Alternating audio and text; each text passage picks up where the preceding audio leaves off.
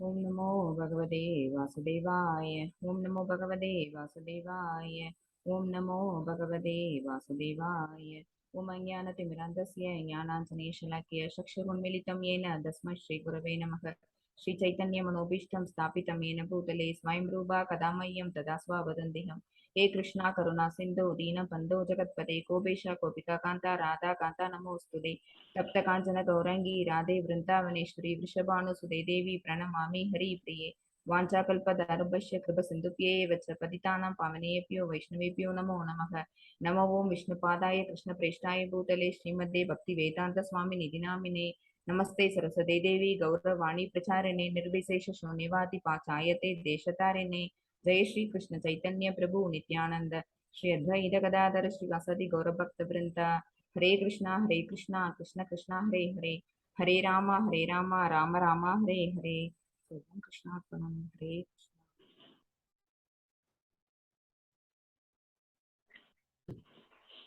Hare Krishna devotees, Hare Krishna to everyone. இன்னைக்கு நம்ம பகவத்கீதையோட last chapter 18th chapter நம்ம பார்க்க வந்திருக்கோம், மோட்ச சந்நியாச யோகா। இது ஆக்சுவலா இது என்ன அப்படின்னா, இதுவரைக்கும் பகவத்கீதையில இந்த சோஃபார் 17 சாப்டர்ஸ்ல சொல்லப்பட்டதோட மொத்த கருத்துக்கள் எல்லாத்தோட சாராம்சம் தான் இந்த அத்தியாயத்தில் நம்ம பார்க்க போறது। அர்ஜுனனுக்கு வந்து தனக்கு இதுவரைக்கும் வழங்கப்பட்ட அர்ஜுனனுக்கு வழங்கப்பட்ட அத்தனை ஞானத்தையும் ஒன்னா சேர்த்து பகவான் இதுல வந்து குறிப்பிட்டு சொல்ல போறாங்க இந்த சாப்டர்ல। அர்ஜுனனுக்கு கொடுத்துட்டு இது வரைக்கும் நான் சொன்ன இந்த பகவத்கீதையை நீ நல்லா கேட்டியா, நல்லா புரிஞ்சுக்கிட்டியா, அப்படி புரிஞ்சுக்கலன்னா பகவான் மறுபடியும் சொல்றதுக்கும் அவங்க ஆயத்தமா இருக்கிறாங்க, இன்னொரு தடவை சொல்றதுக்கும் அர்ஜுனனுக்கு அந்த விளக்கத்தை கொடுக்கறதுக்கும் அவங்க ஆயத்தமா இருக்கிறாங்க। உனக்கு குழப்பம் எல்லாம் தீந்துருச்சா, அவனுடைய மயக்கத்திலேருந்து நீ வெளியில வந்துட்டியா அப்படின்னு கேட்டு அவனை போரிடுறதுக்கு அர்ஜுனன் வந்து எதுக்காக இந்த சம்பாஷணை நடந்தது அப்படின்னா, போர் புரிய மாட்டேன் அப்படின்னு அவங்க வந்து ஒரு டைலமால உட்கார்ந்துடுறாங்க। அவங்கள வந்து திருப்பி ஒரு தூண்டுதல் பண்றதுக்காக தான் பகவான் இந்த ஞானத்தெல்லாம் அர்ஜுனனுக்கு கொடுத்தாங்க। ஸோ இந்த பகவத்கீதை இந்த 18th சாப்டர் முடிஞ்ச விட்டு குருஷேத்திர போர்க்களத்துல போர் நடந்தது। பகவான் வந்து அர்ஜுனனுக்கு இந்த ஞானத்தை கொடுத்ததுதான் வந்து கீதை। இதுல நம்ம இந்த கீதையின் சாரம் அதுதான் நம்ம இப்ப பார்க்க போறோம் 18th சாப்டர்ல। மோட்ச சந்நியாச யோகா, துறவரத்தின் முழுமை।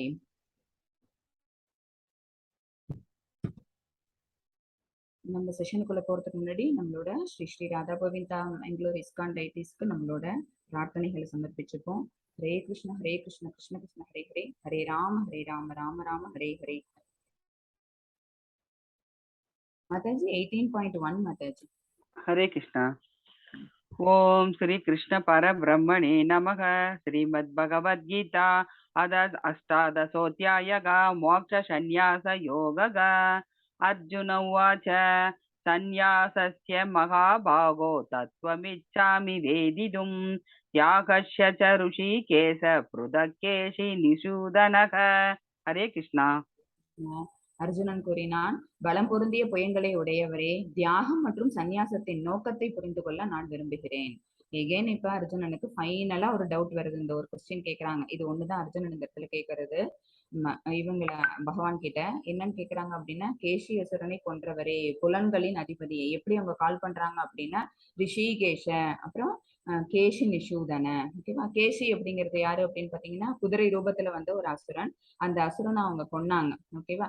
சோ அசுரனை கொண்டதுனால நம்மளோட மனசுல இருக்கக்கூடிய அசுரத்தனமான எண்ணங்களையும் அவரால் என்ன பண்ண முடியும், அழிக்க முடியும் அப்படிங்கிற நம்பிக்கையில பகவான் கிட்ட அர்ஜுனன் இந்த கொஸ்டினை வைக்கிறாங்க। அப்புறம் அவங்களுக்கு என்ன இன்னொன்னு என்ன அப்படின்னா, அவங்க ஒரு நிர்குணவாதி। நம்ம பல டைம் இதை சொல்லிட்டு வந்திருக்கிறோம், பகவானோட குணம் என்ன அப்படின்னு பாத்தீங்கன்னா நிர்குணம்। அவங்க இந்த ஜட இயற்கையின் 3 குணங்களுக்கு அப்பாற்பட்டவர்கள்। அது அது அது மட்டும் இல்லாம குணங்கள் மட்டும் அவங்களுக்கு வந்து பௌதிக உலகத்தோட அவங்க சம்பந்தப்படாததோட இல்லாம அவங்க எல்லா சென்சஸையும் அவங்க என்ன பண்ணிருக்காங்க அப்படின்னா வென்றவர், ஓகேவா। அதனால அவங்கள புலன்களின் அதிபதி அப்படின்னு சொல்லுவோம்।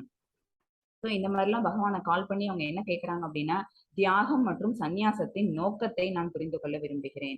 தியாகம்னா என்ன, சந்நியாசம்னா என்ன, இந்த ரெண்டுத்துக்குமான விஜயம், ஏன்னா பகவான் வந்து இது வரைக்கும் சொல்லப்பட்ட அத்தனை இந்த இவ்வளவு அத்தியாயத்துல அவங்க வந்து தியாகத்தையும் விளக்கம் கொடுத்திருக்கிறாங்க, சந்நியாசத்துக்கும் விளக்கம் கொடுத்திருக்கிறாங்க। துறவு, சந்நியாசம்னா துறவு, இந்த துறவரத்தின் பக்குவம் தான் நம்ம இந்த சாப்டர்ல பார்க்க போறோம்। இது ரெண்டுத்துக்குமான வித்தியாசம் என்ன, இதை ஏன் பண்ணணும் அப்படின்னு அர்ஜுனன் அவங்களோட டவுட்டை கேட்கறாங்க। அதுக்கு பகவான் கிளாரிபிகேஷன் கொடுக்க போறாங்க। 18.2 माताजी। हरे कृष्णा। श्री भगवानुवाच காம்யானாம் கர்மணாம் யாசம் சந்நியாசம் கவயோ விதுஹு சர்வகர்ம பல தியாகம் பிராகோஸ்தியாகம் விசக்ஷனாக. ஹரே கிருஷ்ணா. ஹரே கிருஷ்ணா. புருஷோத்தமரான முழுமுதற் கடவுள் கூறினார், ஜட ஆசைகளை அடிப்படையாக கொண்ட செயல்களை துரத்தல் சந்நியாசம் என்று சான்றோர்களால் அழைக்கப்படுகிறது. ஓகேவா? சந்நியாசம் துறவு அப்படின்னா என்னன்னா செயல்களை துரத்தல். எந்த செயல்களை துறக்கணும் அப்படின்னு பாத்தீங்கன்னா, நம்ம பௌதிக காரியங்கள் பண்ணிட்டு இருக்கோம்ல, அது எல்லாத்தையும் நம்ம துறக்கணும். ஜட ஆசைகளை நம்ம இப்ப பணம் சேர்க்கிறோம் அப்படின்னா, இந்த சம்பாதித்தல்ங்கிறது போதும். நம்ம மோர் தேன் என்ன நம்ம சம்பாதிச்சிட்டோம் அப்படின்னா அந்த செயல்களை நம்ம நிறுத்திக்கணும். அதுலயே பகவான் என்ன சொல்லியிருக்காங்க, சாஸ்திரங்கள் என்ன சொல்லப்பட்டிருக்கு அப்படின்னா 50% நம்ம கோவில் காரியங்களுக்கு, தர்ம காரியங்களுக்கு செலவிடணும்னு போட்டிருக்குது. சரியா? சோ நம்மளோட எல்லையே இல்லாம போகுது. நம்ம அந்த செயல்களை நம்ம நிறுத்தவே மாட்டோம். கண்டினியூஸா நம்ம பண்ணிட்டே இருப்போம் டில் அவர் டெத் வரைக்கும். ஆனா அந்த மாதிரி செய்யறதுங்கிறது தவறான வழி. அது அந்த மாதிரி பண்ணணும்னா நம்ம எங்க போக முடியாது, பரம இலக்கை அடைய முடியாது. அதனால சான்றோர்கள் என்ன சொல்றாங்க அப்படின்னா, அந்த ஜட ஆசைகளை நமக்கு உற்பத்தி பண்ணது இல்ல, அந்த மாதிரி செயல்கள் அதை தொடர்ந்து செய்யாதீங்க, அதை கம்ப்ளீட்டா துறந்துருங்க. அந்த துரத்தல் தான் என்ன அப்படின்னா சந்நியாசம். துறவு மேற்கொள்றவங்க என்ன செய்வாங்க, வீட்டுல இருக்கிற எந்த விஷயங்களையும் அவங்க செய்யாம வீட்டை விட்டு ஒதுங்கி வெளியே ஐசோலேட் பண்ணிப்பாங்க தன்னை. மேலும் எல்லா செயல்களின் பலன்களை துறப்பதை தியாகம் என்று அறிஞர்கள் அழைக்கின்றனர். ஞானிகள் என்ன பண்றாங்க அப்படின்னா, ஏன்னா அவங்களுக்குதான் அந்த ஞானம் இருந்திருக்கு, பரம ஞானம். அவங்க பகவானை தெரிஞ்சுக்கணுங்கிற விஷயம், அவங்களுக்கு தெரிஞ்சுக்கணும் அப்படிங்கிற ஆர்வம் இருந்ததுனால இந்த விஷயம் அவங்களுக்கு தெரிஞ்சிருக்கு. என்ன, செயல்களை துறக்கணுங்கிற அவசியம் கிடையாது, செயல்களின் பலன்களை துறந்தாலே போதும். ஓகேவா? செயல்களை துறந்தோம்னா நம்ம துறவி சன்னியாசி, செயல்களோட பலன்களை திறந்தோம் அப்படின்னா நம்ம தியாகம் பண்றவங்க. ஓகேவா? சோ நம்ம இருக்கக்கூடிய இருப்புலயே நம்மளால இருந்துக்க முடியும். ஐசோலேட் பண்ணிக்கணும்னு அவசியம் கிடையாது, குடும்பத்தை விட்டு போகணும்னு அவசியம் கிடையாது. நமக்குன்னு விதிக்கப்பட்ட கடமைகளை செய்யாம இருக்கிறது வேற பாவம். சரியா? நமக்குன்னு விதிக்கப்பட்ட கடமைகளை நம்ம செஞ்சே ஆகணும். அதுவும் சாஸ்திரங்கள்ல சொல்லப்பட்ட வழிமுறைகள் நம்ம அதை செஞ்சே ஆகணும். அதை செய்யாம நம்ம தவிர்த்துட்டோம் அப்படின்னாதான் அது என்ன, அது ஒரு பாவ செயலாயிடும். சரியா? இது பின்னாடி வர்ணாசிரமத்துல வரும். இவங்களுக்குன்னு விதிக்கப்பட்ட கடமைகள் இருக்குது. பிராமணா அப்படின்னா அவங்க தன்னோட அறிவை பெருக்கிட்டு அடுத்தவங்களுக்கு ஞான விருத்தி பண்ணக்கூடிய செயல்களை அவங்க செய்யணும். யஜ்ஞங்கள் பண்ணி வைக்கணும், தானங்கள் பண்ணணும் அப்படின்னு. சத்திரியன் அப்படின்னா அவங்களுக்கு பிடிக்கலன்னா கூட, அவங்களோட குணத்துக்கு ஒத்து வரக்கூடிய விஷயமா அது இல்லைன்னா கூட, அவங்க சத்திரியனா இருக்கிற காரணத்தினால அவங்க போர் புரியணும். சரியா? சோ அந்த விதிக்கப்பட்ட செயல்கள் என்னவோ அது எல்லாத்தையும் நம்ம செஞ்சுதான் ஆகணும். ஆனா எதை நம்மளால விட முடியும் அப்படின்னா, அதனால வரக்கூடிய பலனை, அந்த பலன்களை துறக்கிறத என்னன்னு சொல்லுவாங்க, தியாகம்னு சொல்றாங்க. அதனால அது சான்றோர்கள்னு போட்டிருக்காங்க, இது அறிஞர்கள்னு போட்டிருக்காங்க. ஓகேவா? படித்தவர்கள் பண்டிதர்கள் என்ன செய்யறாங்க அப்படின்னா சந்நியாசம், அப்புறம் பகவான அறியணும், பகவானை பத்தி தெரிஞ்சுக்கணும் அப்படிங்கிற ஞானத்தை விருத்தி பண்ணிக்கிட்டவங்க யாரு அப்படின்னா அறிஞர்கள். அவங்க இந்த துரத்தல் வேற, இந்த பலன்களை துரத்தல் வேற அப்படின்னு ரெண்டு விதமான டிஃபரன்சியேஷன் ரெண்டுத்துக்கும். சந்நியாசம்ங்கிறது வேற, தியாகம்ங்கிறது வேற அப்படிங்கறது சொல்லியிருக்காங்கன்னு பகவான் இங்க அர்ஜுனனுக்கு விளக்கம் கொடுக்குறாங்க. மத்தஜி 18.3. ஹரே கிருஷ்ணா. யாஜ்யம் தோஷவதித் ஏஹே கர்ம பிராகோர்மனிக்ஷினக யஜ்ஞதான தப கர்ம நாத்யாஜ்யமிதி சாப்பரே. ஹரே கிருஷ்ணா. எல்லா விதமான பலநோக்கு செயல்களையும் தோஷமாக எண்ணி அவற்றை துறக்க வேண்டும் என்று சில அறிஞர்கள் அறிவிக்கின்றனர். ஓகேவா?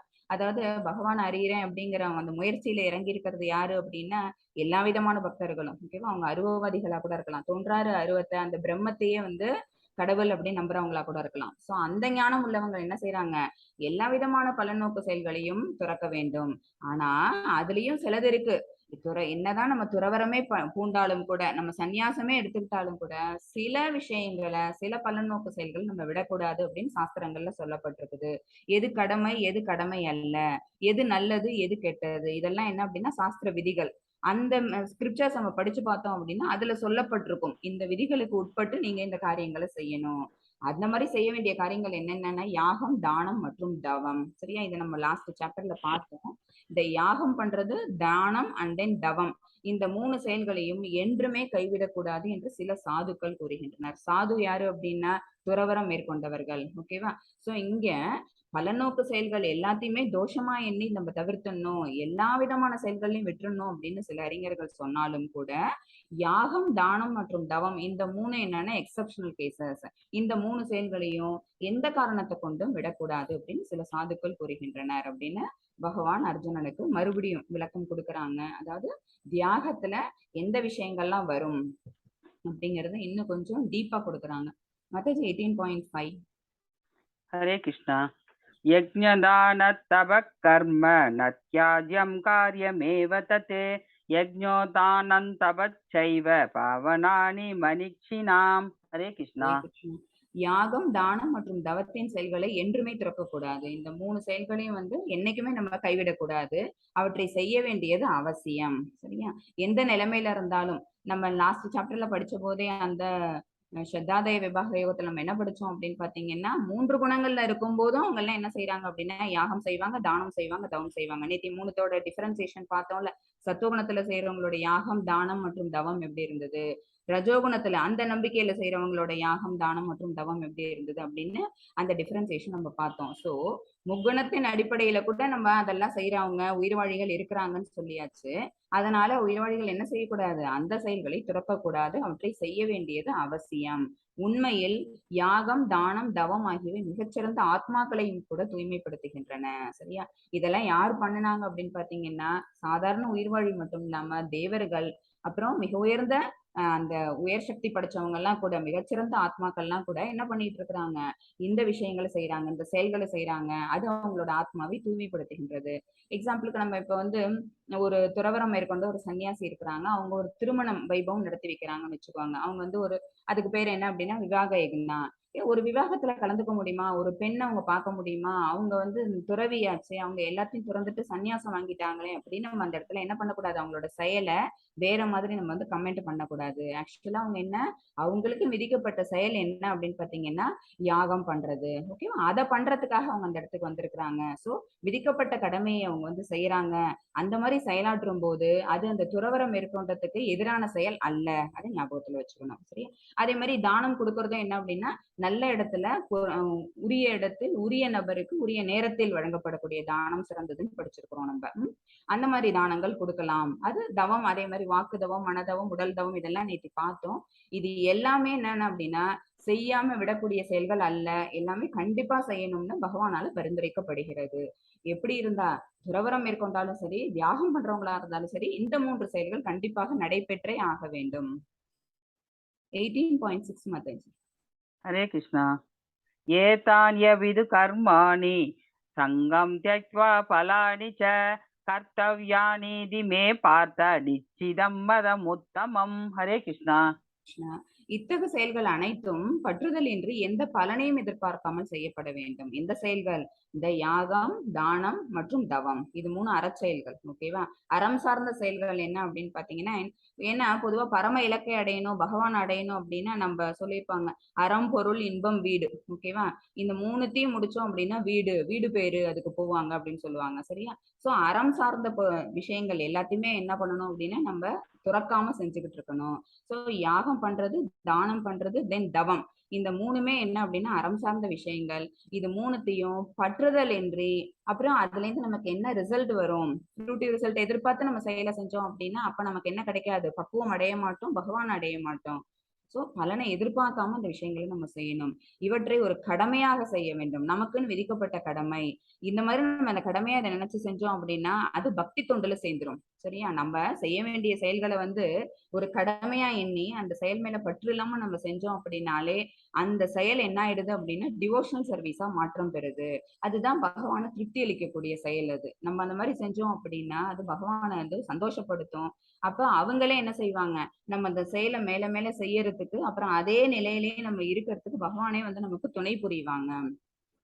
இவற்றை ஒரு கடமையாக செய்ய வேண்டும். பிதாவின் மைந்தனே, இதுவே எனது முடிவான அபிப்பிராயம். பகவான் சொல்றாங்க. இப்ப அந்த இடத்துல ஒரு தண்ணில இருந்து யாரு ஒரு ஆட்டுக்குட்டி அந்த மாதிரி தெரியுது, அதை காப்பாத்துறாங்க ஒருத்தவங்க. ஓகேவா? அது கேட்கல, ஹெல்ப் கேட்கல. பட் நம்ம கண்ணால பார்த்தாலே என்ன தெரியுது, அது தண்ணியில மாட்டிட்டு அது உயிருக்கு தவிச்சிட்டு இருக்குது. சோ பலனை எதிர்பார்க்க, அது திருப்பி நமக்கு ஏதாவது தரப்போகுதா அப்படிங்கிற எண்ணம் இல்லாம அந்த பையன் என்ன பண்றாங்க அப்படின்னா, பலன் எதிர்பார்க்காம அந்த ஆட்டுக்குட்டி அவங்க வளர்த்ததும் கிடையாது. சோ அது அவங்க மேலுக்கு பற்று இருக்க போறது இல்ல. ஆனாலும் என்ன செய்யறாங்க, அதோட உயிரை காப்பாத்துறதுக்காக அவங்க அந்த தண்ணியில இறங்கி அவங்க ரிஸ்க் எடுத்து அதை காப்பாத்துறாங்க. ஓகேவா? இது என்ன அப்படின்னா அது ஒரு கடமை, அறம் சார்ந்த கடமை. அந்த அறத்தை அவங்க செஞ்சாங்கன்னா அடுத்தது அவங்களுக்கு அதுக்கான பலன் கிடைக்கும், வீடு பேரு கிடைக்கும், அந்த சந்தோஷத்தை அனுபவிப்பாங்க. அதுதான் அந்த அந்த அறம், பொருள், இன்பம், வீடு அப்படிங்கிறது. தர்ம, அர்த்த, காம, மோட்சம் படிச்சிருப்பீங்க. அதுதான் என்ன அப்படின்னா நம்ம அறம் சார்ந்த விஷயங்களை செஞ்சோம் அப்படின்னா நமக்கு அதுக்கான பலன் என்னவோ அதை பகவான் கொடுப்பாங்க. அது நமக்கு எப்படி இருக்கும் அப்படின்னா சுகிக்கக்கூடியதா இருக்கும். அதனால நமக்கு வீடு பேரு கிடைக்கும், மோட்சம் கிடைக்கும். அடுத்தது 18.7, 8 அண்ட் 9 இது மூணும் என்ன ஸ்லோகாஸ் அப்படின்னு பாத்தீங்கன்னா, நமக்குன்னு விதிக்கப்பட்ட கடமைகள் இருக்குல்ல, அந்த கடமைகளை வந்து யார் யாரு எந்தெந்த மாதிரி செய்வாங்க அப்படிங்கிற ஸ்லோகாஸ் தான் பகவான் சொல்லியிருக்கிறாங்க. யார் யாரு அப்படின்னா ஒரு உயிர் வாழிதான். ஆனா அவங்க வந்து இந்த ஜட உலகத்தோட தொடர்பு வந்த உடனேயே அவங்களுக்கு என்ன ஆயிடுது, 3 விதமான குணங்கள் வந்து அவங்கள ஆட்படுத்துது. சரியா? சோ இப்ப நம்ம 3 விதமான ஆட்களை பத்தி பார்க்க போறோம். ஒரே உயிர் வாழிதான். பட் அவங்க வந்து சத்துவகுணத்துல இருக்கும்போது அவங்க தன்னோட செயல்களை எப்படி செய்யறாங்க, ரஜோகுணத்துல இருக்கும்போது எப்படி செய்யறாங்க, தமோகுணத்துல இருக்கும்போது எப்படி செய்யறாங்க.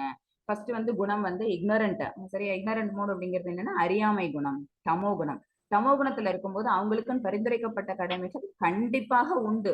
எந்த உயிர் வாழிக்குமே இந்த பௌதிக உலகத்துக்கு சம்பந்தம் வந்துருச்சு அப்படின்னா அவங்களுக்கு விதிக்கப்பட்ட கடமைகள் கண்டிப்பாக உண்டு.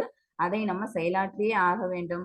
அதை செய்யணும். ஆனா பலனை எதிர்பார்க்காம செய்யணும். பற்றுதல் இல்லாம செய்யணும். இதை நல்லா ஞாபகம் வச்சுக்கோங்க. இந்த செயல்களை ஒரு மயக்கத்தின் இல்லூஷன் போட்டுக்கோங்க. காரணம் என்ன அப்படின்னா இல்லூஷன், மயக்கம் கர்மா, சோம்பலா, இது அப்புறம் நம்ம செஞ்சுக்கலாமே அப்படிங்கிற எண்ணத்தின் காரணமாக அவங்க தனக்குன்னு விதிக்கப்பட்ட கடமைகளை ஒண்ணு செய்ய மாட்டாங்க, இல்ல டிலேடா செய்வாங்க. ஓகேவா?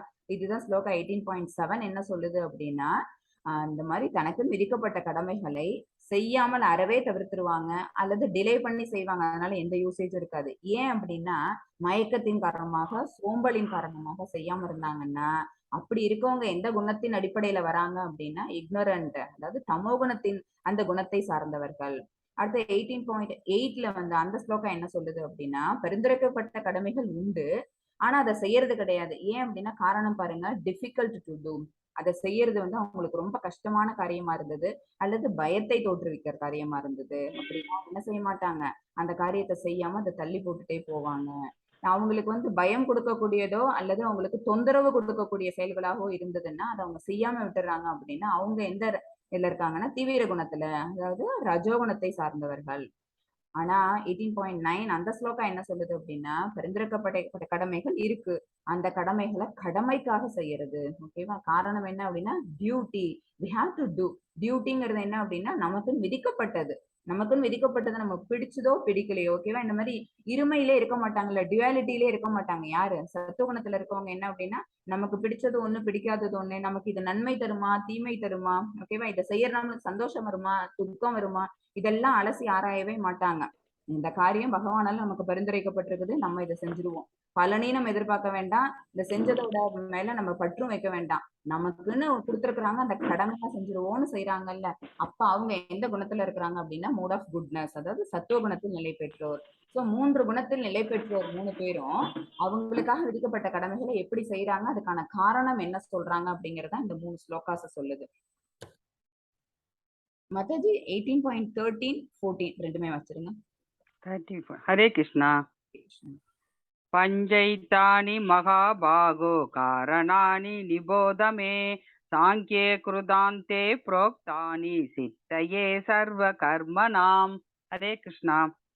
அதிஷ்டானாம் ததா கர்த்தா கரணஞ்ச பృథக்விதம் விவிதாச்ச பృథக் சேஷ்டா தைவஞ்சைவாத்ர பஞ்சமம். ஹரே கிருஷ்ணா. ஹரே கிருஷ்ணா.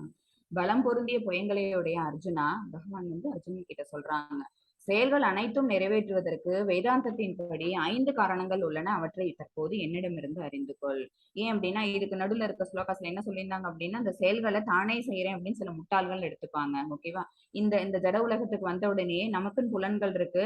அப்புறம் நமக்குன்னு புலன்கள் இருந்ததுனால என்ன, அதான் நம்மளால வந்து காரியங்களை நிறைவேற்றிக்க முடியல. என்ன 24 எலிமெண்ட்ஸ் இருக்கு.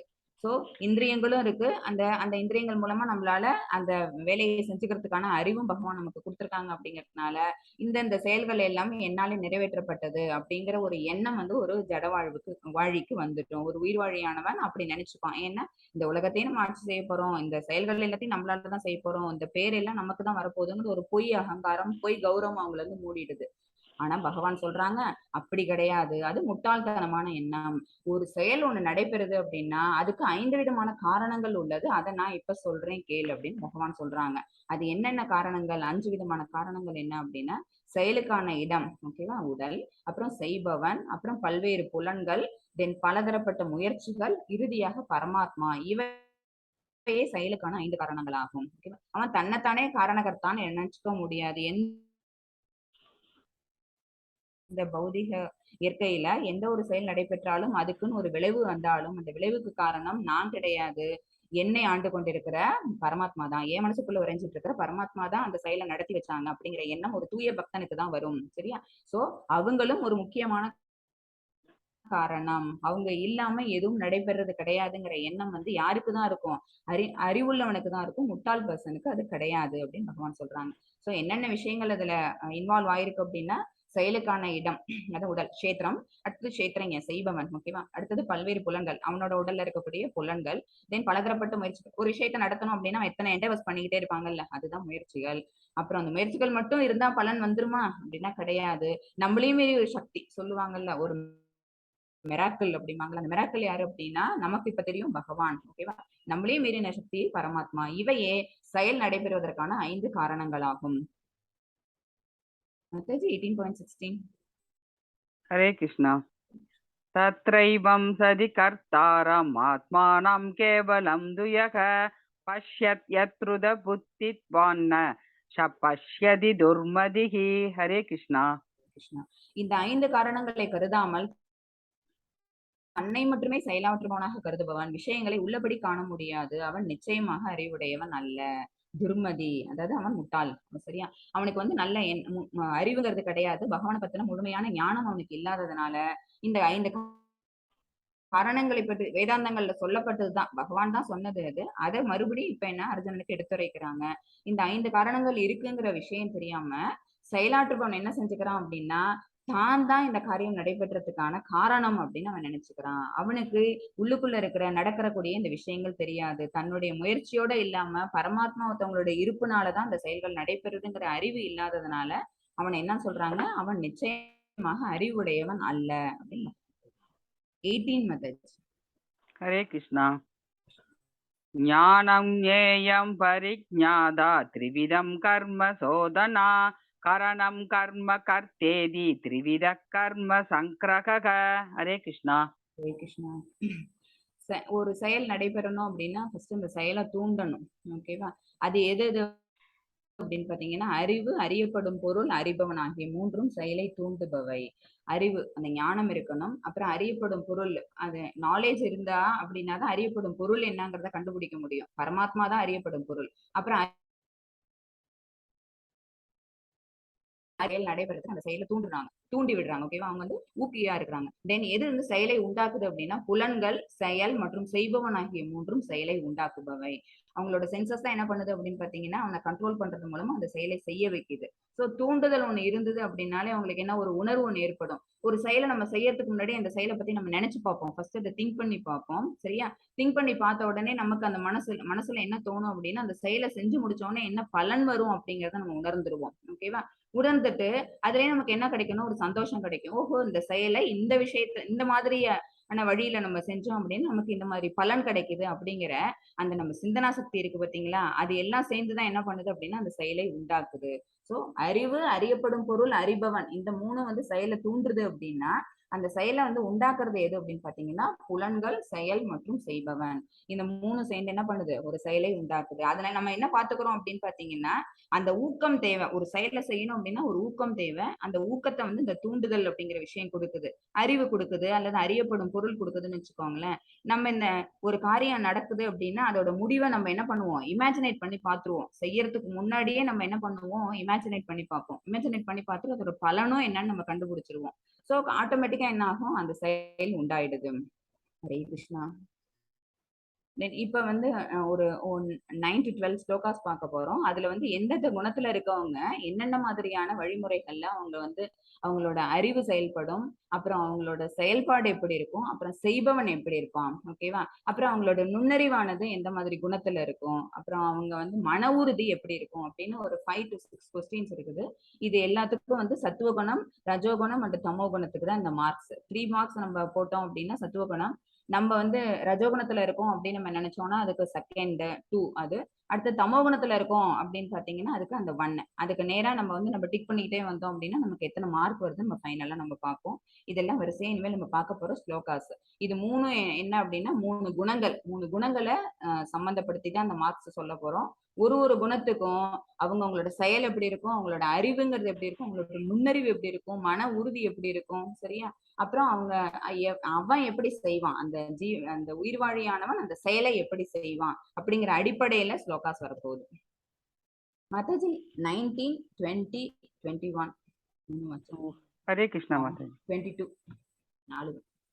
ஞானம் கர்ம ச கர்த்தா ச த்ரிதைவ குணபேததக பரோஷ்யதே குண சங்யானே யதாவத் த்ருணுதான்யபி சர்வபூதேஷு ஏனைகம் பாவ அவ்யயமீக்ஷதே அவிபக்தம் விபக்தேஷு தஜ்ஞானம் வித்தி சாத்விகம் ப்ருதக்வேன து யஜ்ஞானம் நானாபாவான் ப்ருதக்விதான் வேத்தி சர்வேஷு பூதேஷு தஜ்ஞானம் வித்தி ராஜசம் யத்து கிருஷ்ணைவ தேஹஸ்மின் கார்யே சக்தமகைதுகம் அதத்தவாத்தவ தல்பஞ்ச தத்தாமச முதாக்ருதம். அது ஹரே கிருஷ்ணா. ஹரே கிருஷ்ணா மாதாஜி. ஜட இயற்கையின் இப்ப 18.19 என்ன அப்படின்னா இந்த ஜட இயற்கையின் 3 குணங்கள் இருக்குல்ல, அந்த 3 குணங்களுக்கு தகுந்த மாதிரி ஒருத்தவங்களோட அறிவு, அவங்களோட செயல் எப்படி இருக்குங்கிறத பார்க்க போறோம். ஜட இயற்கையின் 3 வேறுபட்ட குணங்களுக்கு ஏற்ப அறிவு, செயல், செய்பவன் ஆகியவற்றிலும் 3 வகைகள் உள்ளன. சரியா? அவங்களோட அறிவு எப்படி இருக்கும்? ஃபர்ஸ்ட் இந்த 3 ஸ்லோகாஸும் என்ன, 20, 21 and 22 என்ன அப்படின்னு பாத்தீங்கன்னா அந்த குணத்துல இருக்கவங்களோட அறிவு எப்படி இருக்குங்கிறத பார்க்க போறோம். அப்புறம் பின்னாடி வரப்போறதுல அவங்களோட செயல் எப்படி இருக்கும், அப்புறம் செய்பவன் எப்படி இருப்பாங்க, இது எல்லாத்தையும் இப்ப பகவான் சொல்ல போறாங்க. அதுதான் 19th ஸ்லோகா. அதுதான் தற்போது அவற்றை என்னிடமிருந்து கேட்பாயாக. 18.20 என்ன சொல்றாங்க அப்படின்னா சத்துவகுணத்துல இருக்கிறவனோட அறிவு எப்படி இருக்கும். சரியா? உயிர்வாழிகள் எண்ணற்ற உருவமாக பிரிக்கப்பட்டிருந்தாலும் அவர்களை பிரிக்கப்படாத ஆன்மீக இயற்கையாக எந்த அறிவின் மூலம் ஒருவன் காண்கின்றானோ அந்த அறிவு சத்துவகுணத்தில் இருக்கும் அறிவாகும். ஓகேவா? உயிர்வாழிகள் எண்ணற்ற உயிர்வாழிகள் 84 லட்சம் உயிர்வாழிகள் இருக்காங்கன்னு சொல்லியாச்சு. இந்த பிரபஞ்சத்துல எவ்வளவு உயிர்வாழிகள்? 84 lakhs இருக்கிறாங்க. அதுல அவங்கவுங்க அவங்களோட முன்ஜென்மத்துல என்ன மாதிரியான கர்மாக்களை செஞ்சிருந்தாங்களோ அதுக்கு தகுந்த உடல் எடுத்து அந்த ஆத்மா இங்க வந்திருக்கிறான். ஆனா எல்லா ஆத்மாவையும் யாரு இங்க அனுப்பி விட்டாங்க அப்படின்னு பாத்தீங்கன்னா பகவான் தான் இங்க அனுப்பி விடுறாங்க. நம்ம ஜீவாத்மா எல்லாரும், இந்த உயிர்வாழிகள் எல்லாருமே யாரு அப்படின்னா பரமபுருஷரோட அம்சம். சரியா?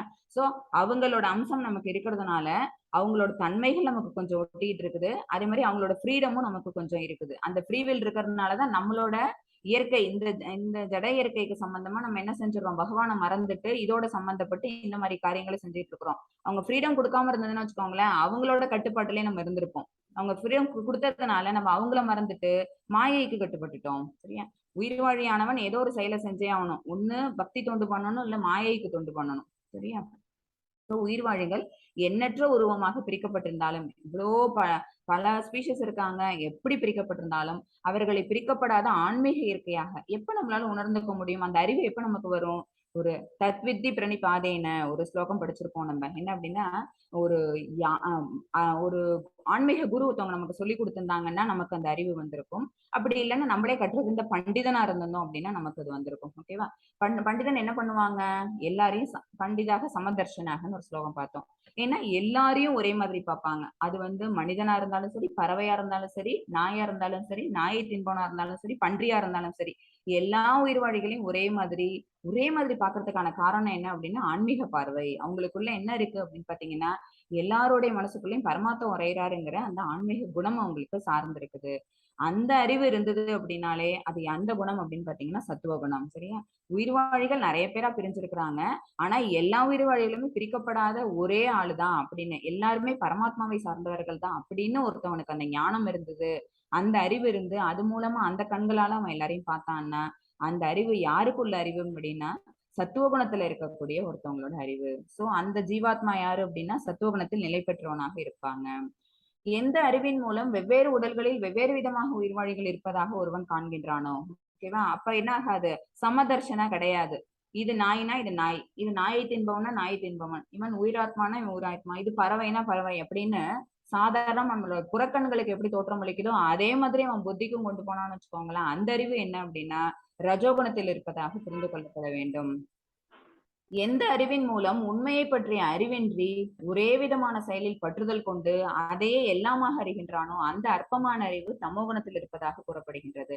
தமோகுணத்துல இருக்கவங்க என்ன செய்வாங்க? கம்ப்ளீட்டா அண்டர் மயக்கம் தான். எப்பவுமே அவங்க மாயைக்கு அந்த கட்டுப்பட்டு தான் சோம்பல்லையும் அவங்க வந்து எந்த செயலையும் மாற்றாமையும் தூக்கத்திலையும் உறக்கத்திலையுமே தான் கழிப்பாங்க. எப்பவுமே கனவுலகத்திலே இருக்கக்கூடியவங்க. அவங்களுக்கு அறிவு அப்படிங்கிறது எதுவுமே இருக்காது. தாம் பார்க்கக்கூடிய செய்யக்கூடிய எந்த செயல்களையும் பாரபட்சம் இல்லாம இருப்பாங்க. ஓகேவா? எதையுமே அவங்க பகுத்தறிய மாட்டாங்க. ஒரே விதமான செயல், அது அறியாமைக்கு உட்பட்ட செயல் தான். அந்த செயல்ல பற்றுதல் கொண்டு அதையே செஞ்சுக்கிட்டு திருப்பி திருப்பி பண்ணிட்டு இருப்பாங்க. அப்படி ஒரு அற்பமான அறிவு யாருக்கு உள்ளது அப்படின்னா தமோகுணத்தில் நிலை பெற்றவனுக்கு உள்ளது. ஓகேவா? சோ அறிவை வச்சு அந்த 3 குணங்களுக்கு ஏற்ப ஒரு உயிர்வாழியோட அறிவை வச்சு அவங்க எப்படி மத்தவங்கள பார்ப்பாங்க அப்படின்னு அவங்களோட குணங்களை பத்தி இந்த இடத்துல டிஸ்கஸ் பண்ணியிருக்கிறோம். அடுத்தது பொருள் இருக்கையின் முறைகளின் அடிப்படையில் 3 வகையான செயல்கள். ஓகேவா? அப்படிப்பட்ட ஜீவாத்மா அவனுடைய செயல்களை எப்படி செய்வான்? சத்துவகுணத்துல இருக்கக்கூடிய ஜீவாத்மாவோட செயல்கள் என்ன, ரஜோகுணத்தின் செயல் என்ன, தமோகுணத்தின் செயல் என்னங்கிறத இந்த 3 ஸ்லோகாஸ்ல பார்க்க போறோம். மத்தஜி 23, 24 and 25. ஹரே கிருஷ்ணா. நியதம் சங்கரஹிதம் அராகத்வேஷதக்ருதம் அபல பிராப்சுனா கர்ம யத்தத் சாத்விகமுச்யதே யத்து காமேப்சுனா கர்ம சாசங்காரேன வா புனக கிரியதே பகுலாயாசம் தத்ராஜச முதாக்ருதம் அனுபந்தம் ஷியாம் ஹிம்சாம் அனவேக்ஷச பௌருஷம் மோகாதாரப்யதே கர்ம யத்தத் தாமசமுச்யதே. ஹரே கிருஷ்ணா. இப்ப இந்த ஜட இயற்கையில 3 வகையான செயல்கள் நடைபெறும். அந்த ஏன் செயல்களை 3 வகையான செயல்கள்னு சொல்லியாச்சுன்னா குணத்துக்கு அடிப்படையில் செயல்கள் வந்து மாறுபடும். ஒரு உயிர்வாழி செய்யக்கூடிய செயல்கள் வந்து அவனுடைய குணத்துக்கு தகுந்த மாதிரி இது மாறுபடுங்கிறதுனால 3 ஸ்லோகாஸ் அது ஒரு விதமான செயல்களை இந்த இடத்துல குறிப்பிடுது. எந்த ஒரு செயல் ஒழுங்குபடுத்தப்பட்டு பற்றின்றி விருப்பு வெறுப்பின்றி பலனை எதிர்பார்க்காமல் செய்யப்படுகின்றதோ அது சத்துவகுணத்தின் செயல் எனப்படுகிறது. சத்துவகுணத்துல நிலை பெற்றவங்க என்ன செய்வாங்க அப்படின்னா அவங்களுக்கு வேதிக் ஸ்கிரிப்சர்ஸ் என்ன சொல்லுதோ அல்லது ஆன்மீக குரு என்ன சொல்லியிருக்காங்களோ அல்லது பகவான் வேதாங்கள்ல என்ன சொல்லியிருக்காங்களோ அந்த செயல்களை மட்டும்தான் அவங்க செய்ய போறாங்க. அது எப்படி இருக்கும் அப்படின்னா ரெகுலேட்டிவ் பிரின்சிபல்ஸ் நிறைஞ்சதா தான் இருக்கும், ஒழுங்குபடுத்தப்பட்டதா தான் இருக்கும். அப்புறம் அவங்களுக்கு ஆல்ரெடி எப்படி இருப்பாங்க அப்படின்னா ஸ்திரமான புத்தி உடையவர்களா இருப்பாங்க. சோ பற்றின்றி, அப்புறம் விருப்பு வெறுப்பின்றி, தென் பலனை எதிர்பார்க்காமல், இதெல்லாம் நமக்கு தெரிஞ்ச குவாலிட்டிஸ் தான். அப்படி அவங்க அந்த ஒரு செயலை செஞ்சாங்கன்னா அது சத்துவகுணத்தில் செயல் என்று அறியப்படுகிறது. ஆனால் எந்த ஒரு செயல் ஆசைகளை திருப்தி செய்வதற்காக பெரும் முயற்சியுடனும் அகங்காரத்துடனும் செய்யப்படுகின்றதோ அந்த செயல் ரஜோகுணத்தின் செயல் என்று கூறப்படுகிறது. இது கொஞ்சம் அசுர குணமா இருக்கு பாருங்க. அசுர குணத்துல செய்யற செயல் தான் எப்படி இருக்கும் அப்படின்னா ஆசை திருப்தியே இருக்காது. அந்த திருப்தியே இல்லாம அளவு கடங்காத ஆசையினால அவங்க மேல மேல பெருமுயற்சி செஞ்சு அந்த செயலை தொடர்ந்து செஞ்சுக்கிட்டே இருப்பாங்க. சோ அந்த மாதிரியான செயல்கள் ஆசைகளை திருப்தி செய்வதற்காக செய்யப்படும் செயல்கள் பெரும் முயற்சியுடன் மச் எண்டவர் போடுவாங்க, அகங்காரத்துடனும் செய்யப்படுகின்றதோ அந்த செயல் ரஜோகுணத்தின் செயல் என்று கூறப்படுகிறது. அடுத்தது தாம் சிக்னேச்சர் வாங்க. எந்த ஒரு செயல் எதிர்கால பந்தத்தையும் மற்றவர்களுக்கு இழைக்கப்படும் துன்பத்தையும் கருத்தில் கொள்ளாமல், ஓகேவா? இதனால நம்ம இப்ப இந்த மாதிரி பாவகரமான காரியங்கள் செய்யறோமே இப்ப மட்டும் நமக்கு என்ன துன்பம் வர போறது இல்ல. நம்ம என்ன செஞ்சிடறோம், எக்கச்சக்க பாவ விளைவுகளை அடுத்த ஜென்மாக்கு வேற நம்ம கேரி ஓவர் பண்ண போறோம். சரியா? இப்ப நம்ம செய்யற விஷயங்கள் தான் நமக்கு என்ன பண்ணுது, அடுத்த ஜென்மால என்ன உடல் வருது அப்படிங்கறத வாங்கி கொடுக்க போகுது. நம்ம இப்ப பண்ற எல்லா செயல்களும் ரொம்ப மோசமான செயல்களா இருந்தது அப்படின்னு பாத்தீங்கன்னா அப்ப என்ன ஆகும், கண்டிப்பா அடுத்த ஜென்மா கஷ்டம் தான் படுவோம். சோ எதிர்கால பந்தத்தையும் மற்றவர்களுக்கு இழைக்கப்படும் துன்பத்தையும் கருத்தில் கொள்ளாமல் அதை பத்தின சிந்தனையே இல்லாம இருக்கிறவங்க தான் தாம்சிக் நேச்சர் உள்ளவங்க.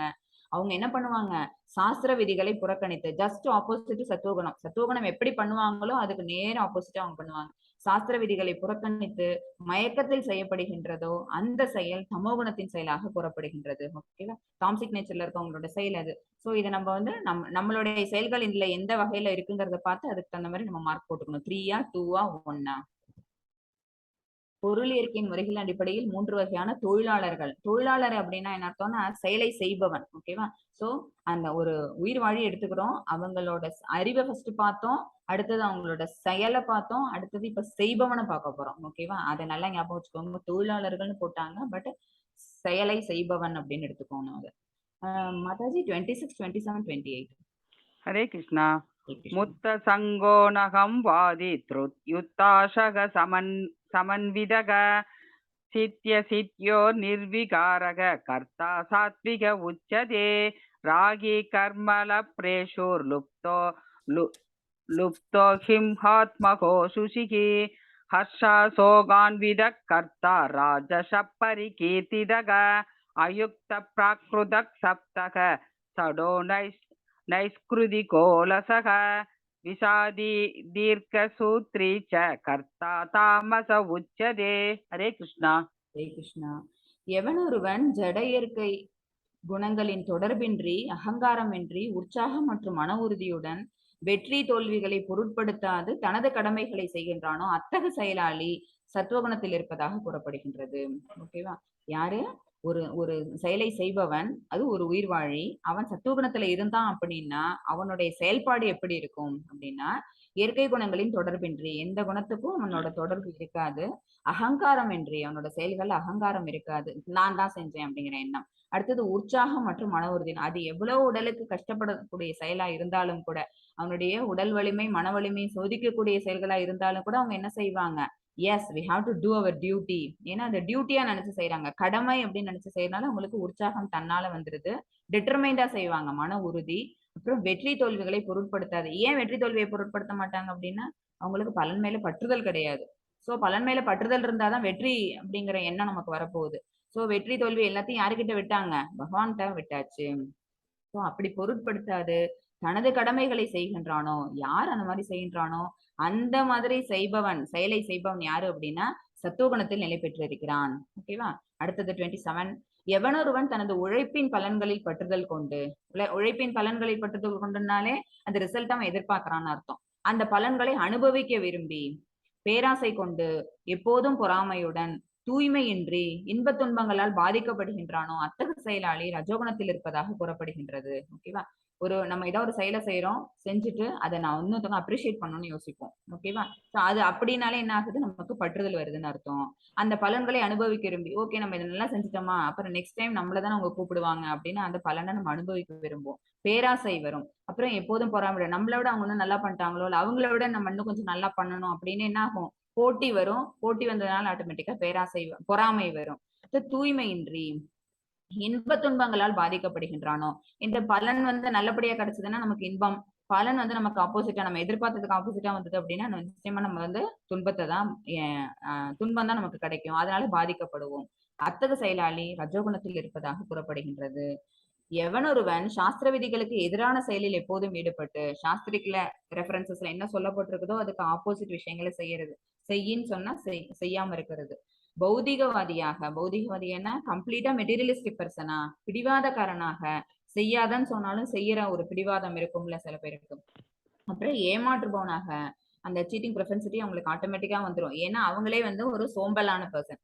அந்த சோம்பல் பர்சன்ட்ட போய் ஒரு வேலையை கொடுத்து செய்ய சொன்னோம்னா அவங்க என்ன செய்வாங்க? அந்த வேலையை செய்யாம ஏமாத்துவாங்க, இல்லாட்டி வேற யாராவது அவங்கள்ட்ட அந்த வேலையை தள்ளுவாங்க.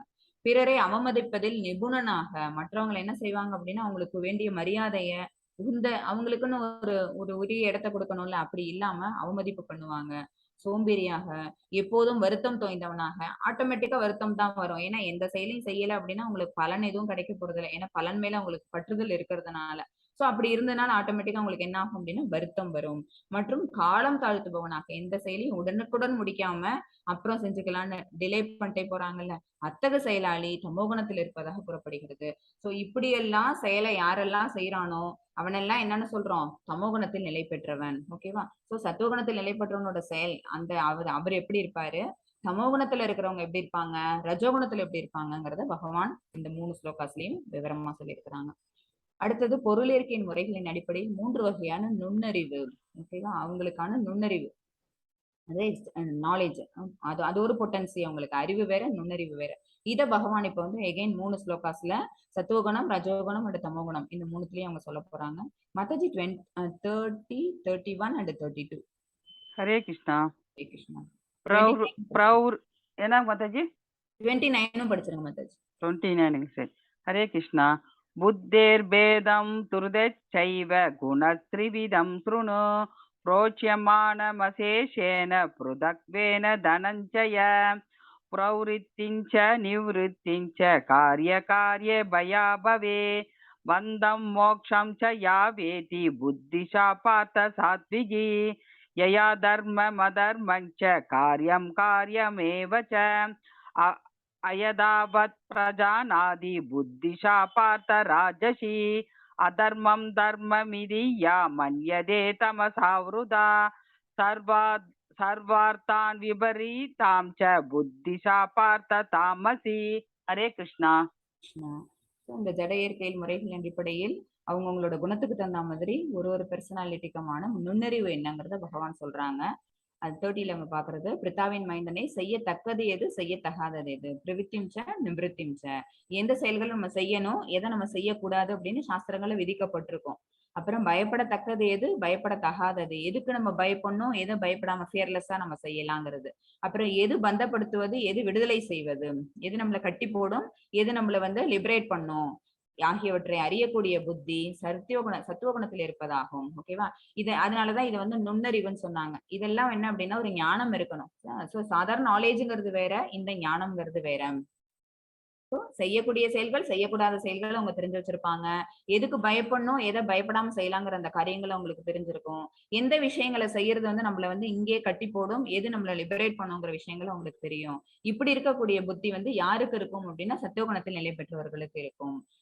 18.31ல பகவான் என்ன சொல்றாங்க, பிரித்தாவின் மகனே, தர்மம் அதர்மம், செய்யத்தக்க செயல் செய்யத்தகாத செயல் இவற்றுக்கிடையே உள்ள வேறுபாட்டை அறிய இயலாத புத்தி ரஜோகுணத்தில் இருக்கின்றது. சத்துவகுணத்தில் உள்ளவங்க என்ன அப்படின்னா பகவானோட நெருங்கிடுறாங்க. சோ அவங்களுக்கு அந்த ஞானம் கிடைச்சிருது. அந்த ஆன்மீகம் ஞானம் கிடைச்சதுனால அவங்களுக்கு தன்னோட செயல்களை பத்தின நுண்ணறிவு அவங்களுக்கு இருக்குது. அத அவங்க பகுத்தறிஞ்சு பாக்குறாங்க. ஆனா அந்த அறிவு, அந்த வேறுபாடு அறியக்கூடிய அந்த அறிவுங்கிறது யாருக்கு இல்லை அப்படின்னா ரஜோகுணத்தில் உள்ளவங்களுக்கு இல்ல. சோ அப்படி இருக்கிறவங்க என்ன அப்படின்னா ரஜோகுணத்தில் நிலை பெற்று இருக்கிறாங்க. அந்த மாதிரி வேறுபாட்டை அறியலாத புத்தியுடைய உயிர்வாழி 2வது ரஜோகுணத்தில் இருக்கிறாங்க. அறியாமை மற்றும் இருளின் மயக்கத்தின் கீழ் தர்மத்தை அதர்மமாகவும் அதர்மத்தை தர்மமாகவும் அறிந்து, ஓகேவா, எது செய்யணுமோ அதை செய்யாம இருக்கிறது, எதை செய்யாம இருக்குமோ அதை செய்யறது, ஓகேவா, அப்படி பண்றது. எப்போதும் தவறான வழியில் முயற்சி செய்யும் புத்தி தமோகுணத்தில் இருப்பதாகும். தமோகுணம் எப்படி இருப்பாங்க அப்படின்னா ரஜோகுணமே தேவலாங்கிற மாதிரி, இவங்களாவது எதை செய்யணும் செய்யக்கூடாதுங்கிற அந்த வேறுபாடுதான் தெரியாம இருக்கிறாங்க. பட் இவங்க என்ன செய்யறாங்க, செய்யக்கூடாத விஷயங்களை செய்யறது, செய்ய வேண்டிய விஷயங்களை விட்டுறது. இந்த மாதிரி தவறான வழியில எப்பவும் தன்னுடைய முயற்சிகளை போட்டுட்டு இருக்கிறவங்க யாரு அப்படின்னா தமோகுணத்தில் நிலை பெற்றுள்ள உயிர்வாழி. ஓகேவா? சோ இதை 4வதா டிஸ்டிங்கிஷ் பண்ணிட்டு இருக்கிறாங்க. அறிவு பார்த்தோம், செயல் பார்த்தோம், தென் செய்பவன் எப்படி அவனுடைய குணத்தின் அடிப்படையில அவன் எப்படி தன்னோட செயலை செய்வான்னு பார்த்தோம். இப்ப அவனுடைய நுண்ணறிவு எப்படிங்கிறத பார்த்தோம். அடுத்தது பொருளியற்கையின் முறைகளின் அடிப்படையில் 3 வகையான தீர்மானங்கள். மாதாஜி 33, 34, 35. हरे कृष्णा. श्रुत्वा यया तारयदे मनः प्राणेन्द्रिय क्रियाग योगेनावृत्य पिचारिण्या त्रिदिशा पार्थ सात्विकी ययादो धर्म का पार्थान् धृत्या तारयदेर्जुन प्रसंगेन बलाकांक्षी त्रिदिशा पार्थ राजसी यया स्वप्नं वयं सोगं विषादं मदमेव च न विमुक्षति दुर्मेधा त्रिदिशा पार्थ तामसी. हरे कृष्णा. அடிப்படையில் 3 வகையான தீர்மானங்கள். யாருக்கு என்ன மாதிரியான மன உறுதி, அந்த தீர்மானம்னா என்ன அர்த்தம் அப்படின்னா டிட்டர்மைன்டு மைண்ட்னு சொல்லுவோம்ல, அந்த மாதிரி மன உறுதி எந்த குணத்துல இருக்கவங்களுக்கு எப்படி இருக்கும். 33ல பிரித்தாவின் மைந்தனை உடைக்க முடியாததும் யோக பயிற்சியால் நிலையாக பாதுகாக்கப்படுவதும் மனம், வாழ்வு மற்றும் புலன்களின் இயக்கத்தை கட்டுப்படுத்துவதுமான மன உறுதி. ஓகேவா? அது சத்துவகுணத்தை சார்ந்ததாகும். உடைக்க முடியாதது அப்படின்னா பகவான் மேல வச்ச அந்த நம்பிக்கை இருக்கு பாத்தீங்களா, அந்த ஸ்ரத்தா, அதை என்ன பண்ண மாட்டாங்க, அவங்க உடைக்கவே மாட்டாங்க. அந்த மாதிரி ஏன் அப்படின்னா அவங்களுக்கு தெரிஞ்சிருச்சு பகவான் தான் நம்ம அடைய வேண்டிய இலக்கு. நம்ம இங்க வந்துட்டோம், தவறி விழுந்துட்டோம், ஓகேவா, நம்ம எல்லாம் ஃபாலிபிள். அவங்க பகவான் யாரு அப்படின்னா இன்ஃபாலிபிள். அவங்கள்ட்ட நம்ம திரும்பி போகணும், அதுதான் நம்ம அடைய வேண்டிய பரம இலக்கு அப்படிங்கிற உண்மை தெரிஞ்சதுனால அவங்களோட மன உறுதி என்ன பண்ண முடியாது, நம்மளால உடைக்க முடியாது, அன்பிரேக்கபிள். தென் யோக பயிற்சியால் நிலையாக பாதுகாக்கப்படுவோம். தியானத்திலே இருப்பாங்க. யோக பயிற்சியோட அல்டிமேட் கோல் என்ன அப்படின்னா பகவானை பாக்குறது. அதுக்கு யமானியமான அந்த அஷ்டாங்க யோக பயிற்சியில ஃபைனலா நம்ம பாக்குறது எது அப்படின்னா தியானம். தியானத்துல நிலை கொண்டு அவங்க எப்பவுமே மனசுக்குள்ள உரையக்கூடிய பரமாத்மாவை அவங்க தொடர்ந்து அவங்க பார்த்துக்கிட்டே இருப்பாங்க. அதனால என்ன ஆவாங்க, அந்த அவங்களோட மன உறுதியிலேருந்து அவங்க வந்து விலகவே மாட்டாங்க. மனம், வாழ்வு மற்றும் புலன்களின் இயக்கத்தை, ஓகேவா, இது மூணுத்தையும் நம்ம கண்ட்ரோல் பண்ணிட்டோம் அப்படின்னாலே நம்ம எதுல நின்னுறோம்னு அர்த்தம், சத்துவகுணத்துல நின்னுறோம். ஓகேவா. சோ அந்த புலன்களின் இயக்கத்தை கட்டுப்படுத்துவதுமான மன உறுதி சத்துவகுணத்தை சார்ந்ததாகும். எந்த மனது உறுதியின் மூலம் ஒருவன் அறம், பொருள் மற்றும் இன்பத்தின் பலன்களின் மீது பற்றுதல் கொண்டுள்ளானோ, ஓ அர்ஜுனா, அத்தகு மன உறுதி ரஜோகுணத்தை சார்ந்தது. ஓகேவா. நம்ம பொருள் ஈட்டணும், அதனால நம்ம வந்து காரியங்கள் பண்ணணும், பொருள் ஈட்டணும், அப்புறம் அதோட இன்பத்தை தூய்க்கணும். ஓகேவா. அந்த இன்பத்தை சுகிக்கணும், நம்ம தான் சுகிக்கணும், நம்ம சுகிக்க கூடாது. நம்ம அதை வந்து இன்பத்தை தூய்க்கணும் அப்படின்னு நம்ம நினைக்க கூடாது. ஏன்னா நம்ம எல்லாம் வந்து அவங்கள்ட்ட இருந்து பிரிஞ்சு வந்த பார்ட் அண்ட் பார்சல் தான் நம்ம தான். சோ நமக்கு எந்த விதமான பலன் கிடைச்சாலும் அந்த பலனை என்ன பண்ணிடணும் அப்படின்னா பகவானை மகிழ்விக்கிறதுக்காக அவங்களுக்கு சமர்ப்பணம் பண்ணிடணும். ஆனா அந்த இன்பத்தின் பலன்களின் மீது பற்றுதல் கொண்டுள்ளதுனால அத்தகு மன உறுதி ரஜோகுணத்தை சார்ந்தது. இது ஒண்ணு அடையணும், இந்த செயலை செய்யணும், செஞ்சே முடிக்கணும், முடிச்சுட்டு அதனால வரக்கூடிய பலன் அடையணும், அந்த பலனால வரக்கூடிய சந்தோஷத்தை அனுபவிக்கணும். இந்த நேச்சர், இந்த மாதிரியான மன உறுதி இருக்கும்ல, அது ரஜோகுணம். 35. பிரித்தாவின் மைந்தனே, கனவு, பயம், கவலை, வருத்தம் தோய்ந்த நிலை, மயக்கம் ஆகியவற்றிற்கு அப்பாற்பட்டு செல்ல இயலாத அறிவற்ற மன உறுதி தமோகுணத்தில் இருப்பதாகும். தமோகுணத்தோட மன உறுதியை பார்த்துக்கோங்க. அவங்களோட செயலே ரொம்ப மோசமான செயலாதான் இருக்கும். நம்ம சோஃபார் இது வரைக்கும் பார்த்துட்டு வந்தாச்சு. எப்பவுமே மயக்கத்துல இருப்பாங்க. ஏன்னா அதிகப்படியான தூக்கம், அதிகப்படியான உணவு இன்டேக் இருக்கும் அவங்கள்ட்ட. சோ என்ன பண்ணுவாங்க அப்படின்னா, தூக்கம் அதிகமா இருக்கனால, உறக்கம் ஜாஸ்தி இருந்தாலே கனவு ஜாஸ்தி வரும். அந்த கனவுல அவங்க பார்த்த செயல்கள் எதுவுமே அவங்களால நடைமுறைப்படுத்த முடியாது. ஏன் அப்படின்னா பயம் இருக்கும் அவங்களுக்கு, செயல்களை செய்ய மாட்டாங்க, சோம்பேறித்தனம் இருக்கும். அதனால கவலை, வருத்தம் இதெல்லாம் எப்பவுமே அவங்களுக்கு இருந்துகிட்டு இருக்கும். சோ மயக்கத்திலேயே இருந்துட்டு இருக்கக்கூடியவங்க என்ன செய்வாங்க அப்படின்னா, அவங்களுக்குன்னு ஒரு மன உறுதி இருக்காது. செயலை செய்ய இயலாத ஒரு விஷயம்தான் அவங்க எப்பவுமே அந்த மாதிரி நிலைமையில தான் அவங்க இருப்பாங்க. அப்படி இருக்கக்கூடிய மன உறுதி தமோ குணத்தில் இருப்பதாகும். சோ ஒரு உயிர்வாழியானவன் அவனுடைய மன உறுதி இந்த 3 விதமான மன உறுதியில ஏதோ ஒண்ணா இருக்கும். சரியா. ஒண்ணு, எல்லாத்தையும் கட்டுப்படுத்தி அவங்களால சத்துவகுணத்துல நிலை பெற்றிருக்க முடியும். அல்லது செயலை தொடர்ந்து செய்யணும், அதுக்கான பலனை அனுபவிக்கணும்னு ஒருத்தவங்க பண்ணுவாங்க. இன்னொருத்தவங்களோட மன உறுதி எப்படி அப்படின்னா, நம்ம தூங்கியே நம்ம பொழுத கழிச்சிருவோம், நம்ம சோம்பலாவே இருந்து மயக்கத்திலே இருந்து எந்த செயலையும் என்னால செய்ய முடியல அப்படின்னு வருத்தம் தோய்ந்து அவங்க ஆனா சொல்லுவாங்க. ஓகேவா. என்னால செய்ய முடியல அப்படின்னு அவங்க என்ன பண்ணுவாங்க, லேமெண்டேஷன் இருக்கும், புலம்பல் இருக்கும் எப்பவுமே. பட் அந்த புலம்பல்னால அவங்களுக்கு என்ன அடையப்பெற விஷயம் எதுவும் கிடையாது. அதோட அவுட்புட் என்ன, அவுட்கம் என்ன அப்படின்னு பாத்தீங்கன்னா நத்திங் பட் 0. மாதாஜி பொருளியர் 37, 38 and 39. ஹரே கிருஷ்ணா. யத்ர தக்ரே விஷமிவ பரிணாமே மிருதோபமம் தத்சுகம் சாத்விகம் புரோக்தம் ஆத்ம புத்தி பிரசாதஜம் விஷயேந்திரிய சம்யோகாத் யத்த தக்ரே மிருதோபவம் பரிணாமே விஷமிவ தத்சுகம் ராஜசம் சம்ருதம் யதக்ரேஷானுபந்தே ச சுகம் மோகனமாத்மனக நித்ராலஷ்ய பிரமாதோத்தம் தத்தாமசமுதாக்ருதம். ஹரே கிருஷ்ணா. பொருளியற்கையின் முறைகளின் அடிப்படையில் 3 வகையான மகிழ்ச்சி. இது 6வதா மறுபடியும் இந்த இடத்துல நம்ம வந்து 3த்தையும் டிஃபரன்ஷியேட் பண்ணி பார்க்கிறோம். 6th விஷயம் மகிழ்ச்சி.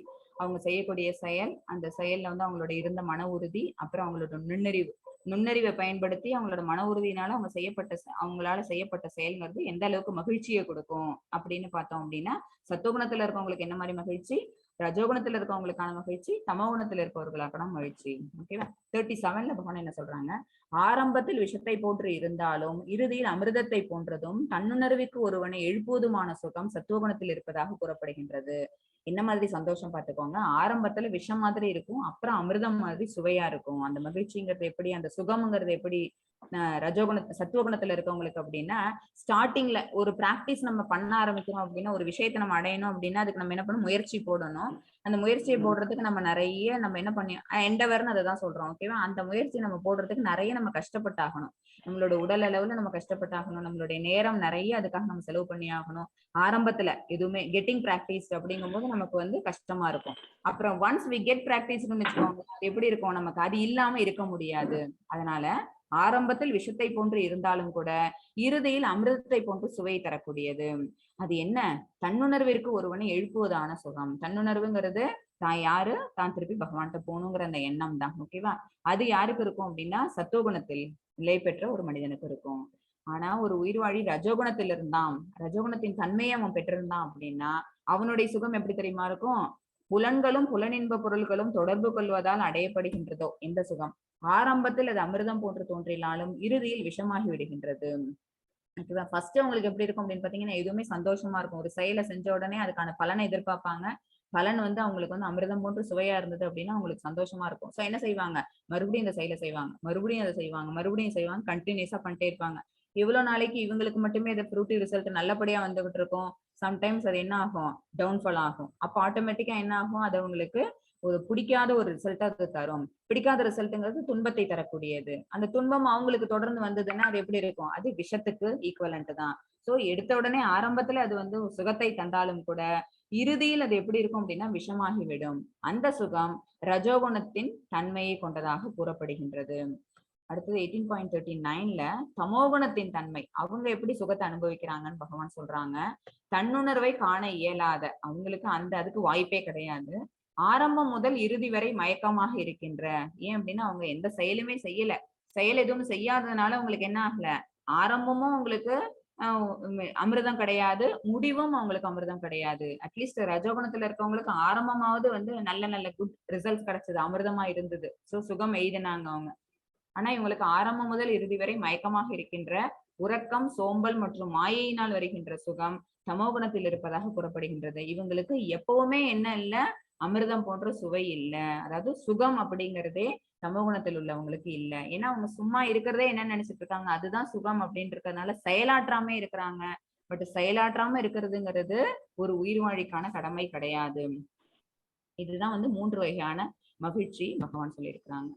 இதுல நம்ம வந்து இது வரைக்கும் நம்ம 3+3 பார்த்தோம். ஓகேவா? அவனுக்கு ஒரு உயிர்வாழியோட குணத்துக்கு தகுந்த மாதிரி அவங்களோட அறிவு எப்படி இருந்தது, அப்புறம் அவங்க செய்யக்கூடிய செயல் எப்படி இருந்தது. ஓகேவா? அண்ட் தென் வேற என்ன பார்த்தோம், அறிவு, செயல், அப்புறம் நுண்ணறிவு, அப்புறம் அவங்களோட மன உறுதி, தென் அவங்களோட ஹாப்பினஸ்ங்கிறது. ஓகேவா? சந்தோஷம் அப்படிங்கிறது எப்படி இருக்குன்னு. இது எல்லாத்துலயும் சத்துவகுணத்துல இருக்கிறவங்க அப்படின்னு நம்ம நம்ம நம்மளை பத்தி நம்ம செல்ஃப் அனாலிசிஸ் பண்ணிட்டு இருந்தோம்னு வச்சுக்கோங்களேன். நம்ம டோட்டல் பார்த்தோம் அப்படின்னா எல்லாத்துக்கும் 3 மார்க் போட்டே வந்தோம் அப்படின்னா நமக்கு நிச்சயமா 18 கிடைச்சிருக்கும். 18க்கு அருகில் நம்ம இருந்திருந்தோம் அப்படி அனலைஸ் பண்ணிருக்கும் போது உண்மையா சரியா அப்படி இருந்திருந்தோம் அப்படின்னா வி ஆர் குட். 6க்கு அருகில் நம்ம இருக்கோம் அப்படின்னா நம்ம என்ன பண்ணிக்கணும், நம்மள நம்ம மேம்படுத்திக்கணும். அட்லீஸ்ட் 12க்கு அருகில் மேம்படுத்திக்கணும். ஓகேவா? சத்துவகுணத்துல நிலை பெறணும் அல்லது தமோகுணத்தில் நிச்சயமா இருக்கக்கூடாது. தமோகுணத்துல இருந்து ரஜோகுணத்துக்கு முன்னேறி ரஜோல இருந்து சத்துவகுணத்துக்கு முன்னேறதுக்கு நம்ம ட்ரை பண்ணணும். நம்மளோட முயற்சிகளை நம்ம அதிகப்படுத்திக்கணும். 20 ஆல்ரெடி பார்த்துட்டோம், 33 பார்த்தாச்சு. மத்தஜி 41 மத்தஜி. हरे कृष्णा. हरे कृष्णा. ब्रह्मण क्षत्रिय विसाम सूत्राणां च परन्दप कर्माणि प्रविभक्तानि संभवा प्रभवैर्गुणैः. हरे कृष्णा. பொருள் இயற்கையின் முறைகளின் அடிப்படையில் 4 வகையான ஆசிரமங்கள். ஓகேவா? வர்ணாசிரமம். ஓகேவா? வர்ணாசிரம தர்மம் நம்ம பார்த்திருக்கோம். உங்களுக்கு ஆல்ரெடி நான் சொல்லி இருக்கிறேன் என்னென்னு. குணத்தின் அடிப்படையில ஆசிரமங்கள். ஓகேவா? இவங்க வந்து பிராமணர் அப்படின்னா பிராமண குலத்துல பிறந்தனால பிராமணர், சத்திரியர், வைசியர், அப்புறம் சூத்ரான்னு பிரிக்கல. பகவான் எப்படி பிரிச்சிருக்காங்க, குணத்தின் அடிப்படையில அவங்க செய்யக்கூடிய செயல்களோட சுபாவத்தின் அடிப்படையில அவங்க பிரிச்சிருக்கிறாங்க. அதுதான் 4 விதமான ஆசிரமங்கள். அதுக்கான ஸ்லோகாஸ் வந்து 42, 43 அண்ட் 44ல. மாதாஜி இந்த 3 ஸ்லோகாஸுமே படிச்சிருங்களேன். படிக்கிறோம் மாதாஜி. ஹரே கிருஷ்ணா. தமோ தமஸ்தப சௌஷம் சாந்திராஜவமேவ ச ஞானம் விஜ்ஞான ஆஸ்திகம் பிரம்ம கர்ம ஸ்வபாவஜம் சௌர்யம் தேஜோ துருதீப்தாக்ஷ்யம் யுத்தே சாப்ய பலாயனம் தானமீஸ்வர பாவக்ச சாத்ரம் கர்ம ஸ்வபாவஜம்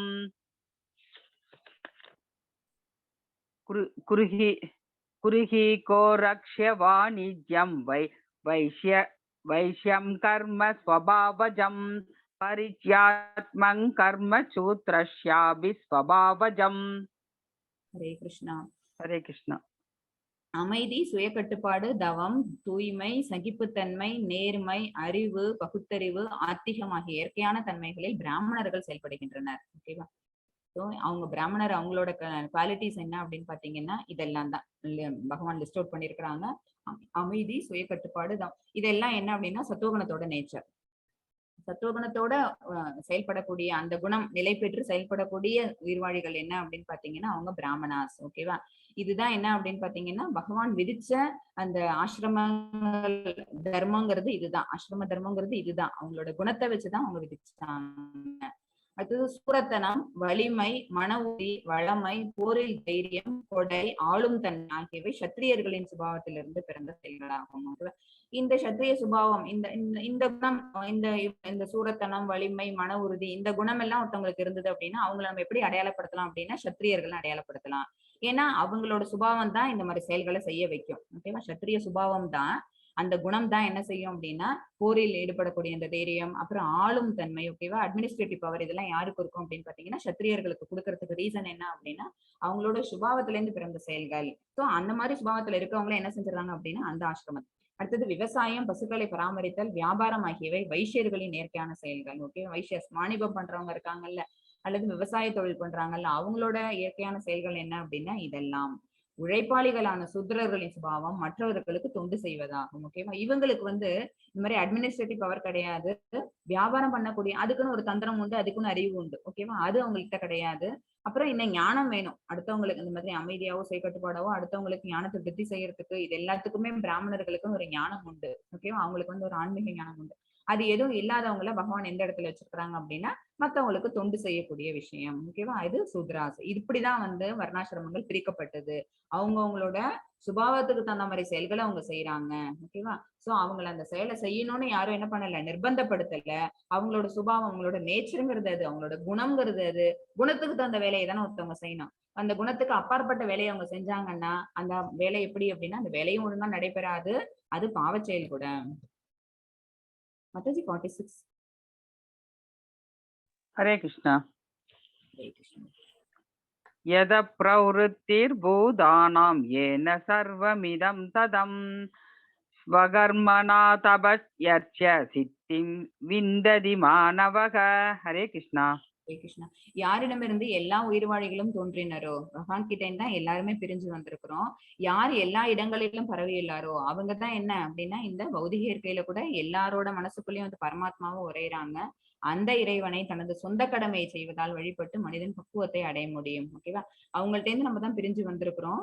பிரிஞ்சு வந்ததால கூட நம்மள அவங்க இங்க தனிப்பட்ட முறையில விட்டுருல, நம்ம எல்லாருக்கும் சாட்சியா இருக்கணுங்கிறதுக்காக, நம்மள வழி நடத்தணுங்கிறதுக்காக நம்மளோட மனசுக்குள்ளே உரையக்கூடிய பரமாத்மா ஸ்வரூபத்துல அவங்க இருக்கிறாங்க. எல்லா இடங்களிலும் அவங்கதான் வியாபிச்சிருக்கிறாங்க. அந்த இறைவனை தனது சொந்த கடமை பிராமணாஸ் அப்படின்னா அடுத்தவங்களுக்கு என்ன பண்ணணும் அப்படின்னா ஞானத்தை ஊட்டணும். சத்திரியன் அப்படின்னா அட்மினிஸ்ட்ரேட்டிவ் பவர் இருக்கணும், போர் செய்யணும், தனக்கு கீழே இருக்கக்கூடிய குடிமக்களை அவங்க வாழ வைக்கணும் நன்முறையில. அப்புறம் வைஷ்யாஸ் அப்படின்னா வாணிகம் செய்யணும். சூத்ராஸ் அப்படின்னா அவங்க அவங்களோட தொழில் என்ன, அடுத்தவங்களுக்கு தொண்டு செய்யற தொழில். இதை செஞ்சுக்கிட்டு இருந்தாங்க. சொந்த கடமையே அவங்க எந்த விதமான ஒரு ஒரு டிஸ்கிரிமினேஷனும் இல்லாம அந்த செஞ்சுக்கிட்டு இருந்தாங்க அப்படின்னா அந்த மாதிரி பண்ணக்கூடிய மனிதன் நிச்சயமாக பக்குவத்தை அடைய முடியும் அப்படின்னு பகவான் சொல்றாங்க. 47 மாதாஜி. ஹரே கிருஷ்ணா. ஸ்ரேயான் ஸ்வதர்மோ விகுணக பரதர்மாத்வனுஷ்டிதாத் ஸ்வபாவன நியதங் கர்ம குர்வன்னாப்னோதி கில்பிஷம். ஹரே கிருஷ்ணா. ஹரே கிருஷ்ணா. பரதர்மா அப்படின்னா அடுத்தவங்க செய்ய வேண்டிய வேலைன்னு அர்த்தம். சரியா? மற்றவரது கடமையை ஏற்று அதனை பக்குவமாக செய்த விட நமக்குன்னு விதிக்கப்பட்ட கடமையை நம்ம கரெக்டா செய்யணும். ஓகேவா? மற்றவர்களுடைய கடமையை நான் செய்யறேன் அப்படின்னு நம்ம ஏத்துக்கிட்டோம்னு வச்சுக்கோங்களேன், அவங்க என்ன செய்ய மாட்டாங்க, அவங்களோட கடமையை அவங்களும் செய்யறதுல இருந்து தவறிடுறாங்க. நம்மளுக்கும் அதை பத்தின ஞானம் முழுசா இல்லாதனால அந்த கடமையை நம்மளாலையும் முழுசா முடிக்க முடியாம போயிடுது. முறையாக செய்யாவிட்டாலும் தனது சொந்த கடமையில் ஈடுபட்டு இருப்பதே சிறந்தது. நமக்குன்னு விதிக்கப்பட்ட கடமை கஷ்டமா இருந்தாலும் கூட அதை முறையா நம்ம முடிக்கலன்னா கூட நம்ம இதுலயே இருந்து நம்ம இதையே சாதிச்சு காட்டணும். ஓகேவா? இதே சொந்த கடமையில் ஈடுபட்டு இருப்பதே சிறந்தது. ஒருவனது இயற்கைக்கு ஏற்பட விதிக்கப்பட்டுள்ள விதிக்கப்பட்டுள்ள கடமைகள் பாவ விளைவுகளால் என்றும் பாதிக்கப்படுவதில்லை. ஒருத்தவங்க அவங்களுக்குன்னு இந்த நேச்சர் இருக்கு, அவங்களுக்கு இந்த சுபாவம் இருக்கு, இந்த சுபாவத்துக்குள்ள வேலையை தான் அவங்க செய்யணும். இப்ப ஒரு சத்திரியன் அவங்க நான் கொலை பண்ண மாட்டேன், எனக்கு இது பாவகாரியம், நான் இதை பண்ண மாட்டேன் அப்படின்னு நினைச்சாங்கன்னு ஆக்சுவலா அவங்களோட சுபாவம் என்ன, அவங்க அந்த அட்மினிஸ்ட்ரேட்டிவ் பவர்ல இருக்கிறவங்க, தங்கிட்ட இருக்க குடிமக்களை காப்பாத்தணுங்கிறவங்க, ஒரு கிங்கா இருக்கிறவங்க அவங்களோட பொசிஷனுக்கு என்ன செஞ்சாகணும், போர் தான் புரிஞ்சாகணும். போர் புரிஞ்சாங்கன்னா நிறைய உயிர்களை அவங்க கொண்டுதான் ஆகணும். அது அவங்களுக்கு விதிக்கப்பட்ட கடமை. ஆனா அந்த சுபாவத்துக்கு மீறி அவங்க என்ன செய்வாங்க, அந்த கடமையை தவறிட்டு நான் அதனால பிராமினா போயிடுறேன், சரியா? அல்லது நான் வந்து வாணிபம் செய்றேன், நான் அதுக்கு போறேன் அப்படின்னு நம்ம போகக்கூடாது. வாணிபம் செய்றவங்க என்ன செய்யக்கூடாது? நான் வந்து ஐயோ! நான் பொய்யே பேச மாட்டேன். ஆனா வாணிபம் செய்றவங்களுக்கு அதெல்லாம் வந்து அது பாவம் கிடையாது. என்ன அப்படின்னா, எப்படி ஒரு உயிர கொல்றதுங்கிறது ஒரு க்ஷத்திரியனுக்கு பாவம் இல்லையோ, அதே மாதிரி வியாபாரத்துல லாபம், நஷ்டம் இதெல்லாம் வரும்போது அவங்க வந்து சில விஷயங்கள அவங்க மாத்தி சொல்றதுங்கிறது சாஸ்திரத்துல சொல்லப்பட்டிருக்குது. அவங்க சொல்லலாம். அவங்களுக்குன்னு வேணுங்கிற அந்த லாபத்த எடுத்துக்கணும் அப்படிங்கும்போது, அவங்க என்ன பண்ணலாம் அப்படின்னா, சில இடத்துல அவங்க வந்து பொய் சொல்லலாம் அப்படின்னு சொல்லப்பட்டிருக்குது. ஒரேடியா கிடையாது. சரியா? விதிக்கப்பட்டிருக்க அந்த சாஸ்திரத்த நம்ம நல்லா தெரிஞ்சுக்கிட்டு தான் நம்ம பேசணும். சோ, அப்ப அந்த மாரி நான் பொய்யெல்லாம் சொல்ல மாட்டேன் அப்படின்னு சொல்லிட்டு, நான் பிராமினா போறேன் அப்படின்னா நம்ம சொல்ல முடியாது. ஓகேவா? எனக்குன்னு என்ன கடமை வச்சிருக்குதோ, அந்த கடமைய நான் செவ்வனே செய்யணும். அத நான் என்னால முழுசா செய்ய முடியலன்னா கூட, முறையாக என்னால செய்ய முடியலன்னா கூட, நான் இதிலேயே தான் நிலை பெற்று இருக்கணும். அப்பதான் என்ன பண்ண மாட்டேன், பாவ விளைவுகளுக்கு நான் பந்தப்பட மாட்டேன். மாத்தி செஞ்சோம் அப்படின்னா, நிச்சயமா நமக்கு அது பாவம் தான். இப்ப இந்த பிக்சர்ல பார்த்தீங்க அப்படின்னா, நெறைய அனிமல்ஸ் இருக்குது. அந்த டீச்சர் என்ன சொல்றாங்க அப்படின்னா, "the first one who climb the tree வந்து வின்ஸ்" அப்படின்னு. இதுல எது வேகமா ஏறும்னா, குரங்கு மட்டும் தான் வேகமா மரத்து மேல ஏறும். ஓகேவா? அதுவா விஷயம்? எல்லாருக்கும் என்ன ஒரே எல்லாருமே தகுதி வாய்ந்தவங்களா இருக்கணும். ஒரு பரிட்சைன்னு வச்சோம் அப்படின்னா, எல்லாருமே தகுதி வாய்ந்தவங்களா இருக்கணும். அப்படி ஓட சொன்னோம்னா தான் யார் வின் பண்றாங்கங்கிறது அதான் கரெக்ட்டான குவாலிஃபிகேஷன்ல அவங்கள நம்ம தேர்ந்தெடுக்கிறோம்னு அர்த்தம். ஓகேவா? மத்தது 18.49. हरे कृष्णा। असक्त बुद्धि सर्वत्र जिदात्मा विगत स्पृहः नैष्कर्म्य सिद्धिं परमां संन्यासेनाधिगच्छति। हरे कृष्णा। ஹரே கிருஷ்ணா. சுய கட்டுப்பாடுடைய பற்றற்ற மற்றும் எல்லா பௌதிக சுகத்தையும் புறக்கணிக்கக்கூடிய ஒருவன். ஓகேவா? இது என்ன இந்த குணம் பாத்தீங்கன்னாலே நமக்கே தெரியுது சத்துவ குணம். ஓகேவா? சுய கட்டுப்பாடு இருக்கும், செல்ஃப் கண்ட்ரோல் இருக்கும். அவங்களுக்கு புலன் இச்சை அப்படிங்கிறது கண்டிப்பா இருக்க போறது கிடையாது. அப்புறம் பற்றற்ற அவங்களுக்கு எந்த ஒரு விஷயத்து மேலயும் பிடிப்புங்கிறது இருக்காது. எல்லா பௌதிக சுகத்தையும் புறக்கணிக்கக்கூடிய அவங்களுக்கு ஃப்ரூட்டி ரிசல்ட்ஸ் மேல அவங்களுக்கு ஆசை கிடையாது. இப்படி இருக்கவங்க யாரு அப்படின்னா சத்துவ குணத்தை சோ அவங்க துறவை பயிற்சி செய்தால் அவங்களே ஒரு பக்குவம் அடைந்தவளா இருக்காங்க. அந்த பக்குவம் அடைந்தவன் வந்து துறவு அப்படிங்கிறத பயிற்சி செஞ்சா கர்ம விளைவுகளிலிருந்து விடுதலை என்னும் மிக உயர்ந்த பக்குவ நிலையை அடைகிறான். ஓகேவா? மிக உயர்ந்த பக்குவ நிலை என்ன? கர்ம விளைவுகளிலிருந்து விடுதலை. அதாவது அவங்க செய்யக்கூடிய செயல்கள் எல்லாத்துலேருந்தும் கிடைக்கக்கூடிய பாவ புண்ணிய பலன்கள் இருக்கு பாத்தீங்களா? அதுல இருந்து உங்களுக்கு விடுதலை அப்படின்னு பகவான் சொல்றாங்க. 54 மெத்தட்ஸ். हरे कृष्णा। ब्रह्म ब्रह्मबोध प्रसन्नात्मा न शोषति न काङ्क्षति समः सर्वेषु भूतेषु मद्भक्तिं लभते पराम्। हरे ஹரே कृष्णा। கிருஷ்ணா. பிரம்ம பூத அப்படிங்கிறது தான் என்ன? இப்ப நம்ம லாஸ்ட் ஸ்லோகால நம்ம பார்த்த அந்த மாதிரி ஒரு பிரம்மத்தை அந்த பிரம்ம நிலையை அறிந்தவன். ஓகேவா? அதாவது அவங்களுக்கு பற்றற்று அவங்க போயிடுறாங்க. பலன் மேல ஆசையை துறந்துடுறதுனால பகவானை தான் அடையணுங்கிற எண்ணத்துக்கு அவங்க வந்துடுறாங்க. பூரண பக்தி தொண்டுல அவங்க தன்னை ஈடுபடுத்திக்கிறாங்க அப்படின்னா அவங்க யாரு? பிரம்மத்தை அறிந்தவன். அவங்க தான் பிரம்ம பூதன்னு சொல்லுவாங்க. அப்படி இருக்கவங்களுக்கு என்ன அப்படின்னா, ந சோஷதி ந காங்ஷதி. அவங்களுக்கு வந்து துன்பமும் கிடையாது, கவலை கிடையாது, எதுவும் நமக்கு வேணுங்கிற ஏக்கமும் உங்களுக்கு கிடையாதுன்னு பகவான் சொல்றாங்க. இவ்வாறு தெய்வீகமாக நிலை பெற்றவன் உடனடியாக பரபிரம்மனை உணர்ந்து பரபிரம்மத்தை அவங்க உணர்ந்துடுறாங்க. ஓகே, அதனால பிரம்ம பூதன்னு சொல்றோம். இன்பம் நிறைந்தவராகின்றான். ஓகேவா? ஏன்னா பார்க்கக்கூடிய எல்லாத்துலயும் சர்வமயமா என்ன இருக்கு அப்படின்னு பாத்தீங்கன்னா பகவான் தான் இருக்கும். அவங்க கண்ணுக்கு பரமாத்மா தான் தெரிவாங்க. யாருக்குள்ளயும் அவங்களோட மேல இருக்கிற சட்டை தெரியாது. ஓகேவா? அதாவது மேல இருக்க உடல் என்னங்கிறது தெரியாது. உள்ளுக்குள்ள இருக்க பரமாத்மாவை தான் அவங்க தரிசனம் பண்ணுவாங்க.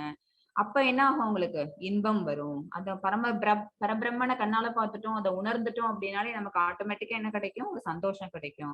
சோ இன்பம் நிறைந்தவனாகின்றான். அவன் என்றும் கவலைப்படுவதில்லை. அவனுக்கு இது வேணும் அப்படிங்கிற எண்ணம் எதுவும் இருக்க போறதில்ல. அதனால அவனுக்கு கவலை கிடையாது. எதையும் அடைய வேண்டும் என்று விரும்புவதில்லை. எல்லா உயிர்வாழிகளிடம் அவன் சமநோக்கு கொள்கிறான். பண்டிதாக சமதர்ஷனக. அத்தகு நிலையில் அவன் எனது தூய பக்தி தொண்டை அடைகின்றான். அந்த பிரம்மபூத நிலையை அடைஞ்சோம் அப்படின்னாலே அவன் என்ன ஆயிடுறான் அப்படின்னா, அவன் பண்ணக்கூடிய செயல்கள் எல்லாமே பக்தி தொண்டை சார்ந்ததாக ஆயிடுது அப்படின்னு பகவான் சொல்றாங்க. மாதாஜி 55. हरे कृष्णा। ஹரே கிருஷ்ணா. भक्त्या मामभिजानाति यावान् यच्छास्मि तत्त्ववदः ततो मां तत्त्वतो ज्ञात्वा विशदे तदनन्तरम्। ஹரே கிருஷ்ணா. சத்தியாமாம் அபிஜானாதி. அதாவது பக்தி தொண்டு பண்றது மூலமா மட்டும்தான் என்ன தெரிஞ்சுக்க முடியும்னு பகவான் இந்த இடத்துல அறிவிக்கிறாங்க. ஓகேவா? பக்தி தொண்டு டிவோஷனல் சர்வீஸ் நம்ம பண்றோம், பகவானை தெரிஞ்சுக்கணும் அப்படின்னு நினைக்கிறோம் அப்படின்னா we have to do the devotion. 9 types of devotional service சொல்லப்பட்டிருக்குது. அதுல நம்ம எதை நம்ம தேர்ந்தெடுத்து நம்ம பண்ணணும்னாலும் நம்மளால என்ன செய்ய முடியும்? பகவானை அறிய முடியும், முழுமுதற் கடவுளை தெரிஞ்சுக்க முடியும். பக்தி தொண்டால் மட்டுமே என்னை முழுமுதற் கடவுளாக உள்ளது உள்ளபடி அறிந்து கொள்ள முடியும். வேற என்ன முயற்சி பண்ணணும்னாலும் நமக்கு என்ன அது கிடைக்க பெறாது. என்னை பற்றிய முழுமையான உணர்வை அத்தகு பக்தியினால் அடையும் போது இறைவனின் திருநாட்டிற்குள் நுழைய முடியும். ஓகேவா? இந்த பக்தி தொண்டு அப்படிங்கறதுல என்ன எதெல்லாமோ வரும் அப்படின்னா, நம்ம பகவானே நம்ம குருவா ஏத்துக்கிறது மூலமா, இல்லாட்டி பகவானால பரிந்துரைக்கப்பட்ட, ஏன்னா பகவான் கிட்ட இருந்தா அவங்க இவங்களுக்கு வந்தது, நாரதருக்கு வந்தது, நாரதர் கிட்ட இருந்து வந்து வியாசருக்கு வந்தது, வியாசர் கிட்ட இருந்து இந்த மாதிரி என்ன அப்படின்னா, அந்த குரு சீட பரம்பரை இருக்கு பாத்தீங்களா, அது தொடர்ந்து யார் வரைக்கும் வந்திருக்கு அப்படின்னா, நம்ம பிரபுபாதா வரைக்கும் வந்திருக்குது. ஓகேவா?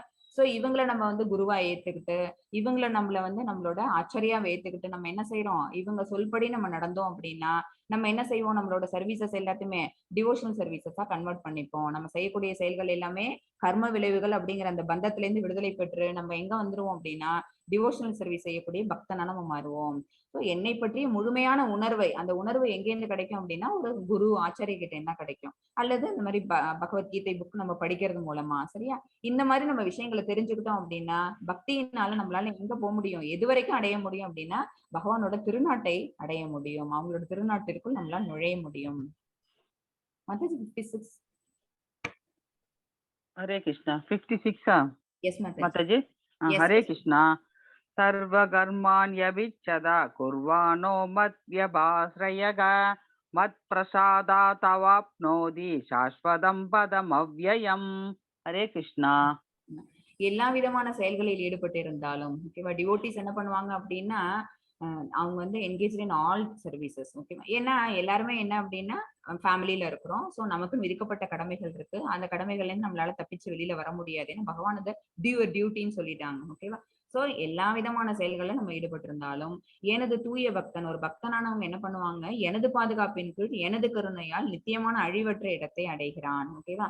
அவங்க கண்டினியூஸா பண்ணிட்டு இருக்கிற சர்வீஸ் எல்லாமே எப்படி ஆயிடுது அப்படின்னா டிவோஷனல் சர்வீஸ் ஆயிடுது. பகவானுக்கே அவங்க அர்ப்பணம் பண்ணிடுறாங்க.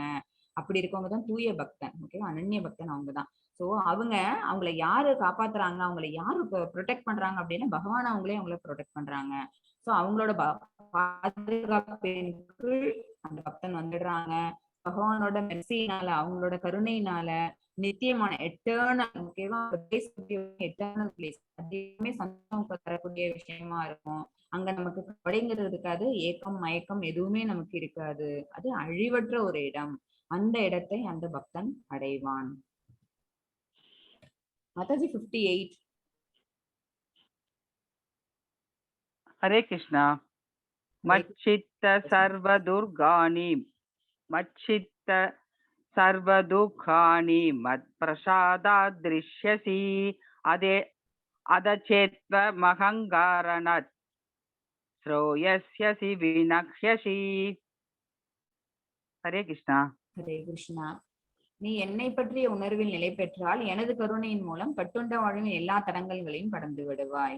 அர்ஜுனனுக்கு சொல்றாங்க பகவான், என்னை பற்றிய உணர்வில் நிலை பெற்றால், பகவானை பத்தின எண்ணம் நமக்கு மனசுக்குள்ள எப்பவுமே இருந்தது அப்படின்னா, அவங்களோட மெர்சினாலேயே, அவங்களோட கருணையின் மூலமாவே கட்டுண்ட வாழ்வின் எல்லா தடங்களையும், இந்த இந்த லைஃப் என்னன்னு சொல்லியாச்சு நம்ம சின்ஸ் சாப்டர் 1ல இருந்து நம்ம சொல்லிட்டு இருக்கோம். இது கட்டுண்ட, இது நம்ம எல்லாத்தையும் கண்டிஷன் டு சோல்ஸ். ஓகேவா?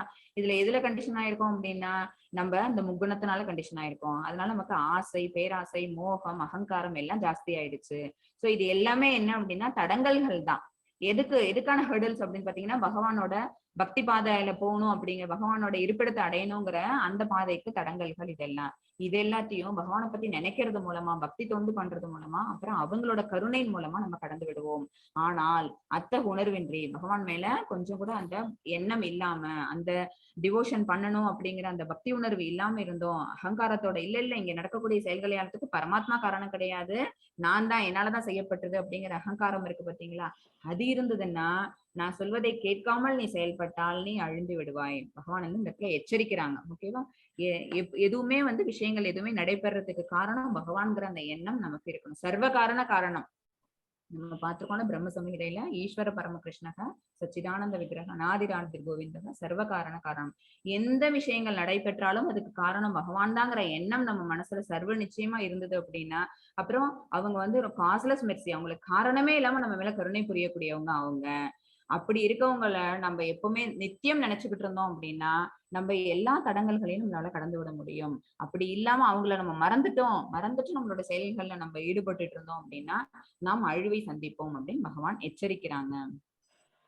மத்தது 61. हरे कृष्णा।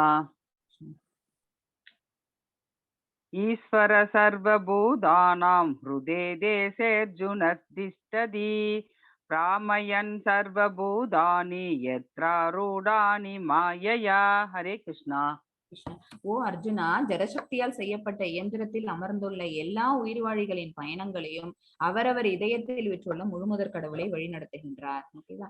ஜடசக்தியால் செய்யப்பட்ட இயந்திரம். ஜடசக்திங்கிறது என்ன அப்படின்னா பகவான்கிட்ட பிரிஞ்சு வந்த ஜடசக்தி நம்ம பார்த்தோம்ல, 8 ஜடசக்திகள் இருக்குல்ல. ஓகேவா? 5 பஞ்சபூதங்கள், 3 என்ன அப்படின்னா மனம், புத்தி, அகங்காரம். அதுதான் என்ன பண்ணிருக்கு, இந்த உடல்ல அதுதான் உருவாக்கி இருக்குது. ஸ்தூல உடல், சூட்சம உடல், இந்த 8 மூலகங்கள்ல தான் உருவாகி இருக்குது. அது உள்ளர யார் இருக்கா அப்படின்னா ஆத்மா இருக்காங்க. ஓகேவா? சோ ஸ்தூலம், தென் சூட்சமம் அண்ட் தென் ஆத்மா. ஆத்மாவோட யார் இருக்கா, பரமாத்மாவும் இருக்கிறாங்க. பரமாத்மா இருக்காங்கிறது நமக்கு அந்த ஞானம் இருந்தா மட்டும் தான் தெரியும்.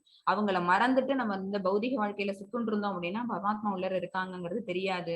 இந்த 2 பேர்ட்ல ஒண்ணு பாருங்க சாட்சி பறவை, இன்னொன்னு இந்த பழத்தை உண்கின்ற பறவைன்னு நம்ம பார்த்திருக்கிறோம். ஓகேவா? இந்த பழத்தை ருசிக்கக்கூடிய பறவை யாருன்னா ஆத்மா. அதை ருசிக்காம அவங்க என்ன செய்யறத பார்த்துட்டு இருக்கிற சாட்சி பறவை யாரு அப்படின்னா பரமாத்மா.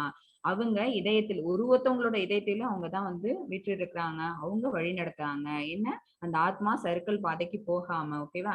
ஆனா புலன்களுக்கு அடிமைப்பட்டு அந்த பற்றுதல் அவங்களுக்கு ஜாஸ்தி ஆயிட்டே இருந்துச்சு அப்படின்னா அவன் என்ன பண்ணிடுறான், கம்ப்ளீட்டா பரமாத்மா மறந்துடுறான். அது சொல்லக்கூடிய வழிமுறைப்படி அவன் நடக்க மாட்டான், அழிவை தேடிக்கிறான். சரியா? சோ புலன் இச்சைக்கு அடிமையாகாம இருக்கணும். ஆனா ஜடசக்தியில அது இருக்காது. அது நம்ம கிராஸ் பண்றது அப்படிங்கிறது நம்மளால இந்த இயந்திரத்தை முடியும். நம்ம ஏத்துட்டு ஆன்மீக உடல் எடுத்து நம்மளால எங்க போக முடியும், திருநாட்டுக்கு போக முடியும். 62. हरे कृष्णा। तमेव शरणं गच्छ सर्वभावेन भारत तत्प्रसादात् परां शान्तिं स्थानं प्राप्स्यसि शाश्वतम्। हरे कृष्णा। எகைன் பகவான் அதை தான் சொல்றாங்க. சாஸ்வதமான இருப்பிடத்துக்கு நீ சேருவாய். வரத வழி தோன்றலே அவரிடம் முழுமையாக சரணடைவாக. பகவான் கிட்ட முழுமையா நீ சரணடை. அவரது கருணையால் தெய்வீக அமைதியையும் உன்னதமான நித்திய இடத்தையும் நீ அடைவாய். அவங்களோட கருணை வேணும் முக்கியமா. அவங்கள திருப்திப்படுத்தணும். அப்பதான் அவங்க கருணை நம்ம மேல கிடைக்கும். பகவானை திருப்திப்படுத்தணும், பகவானை சந்தோஷப்படுத்தணும். எது மூலமா?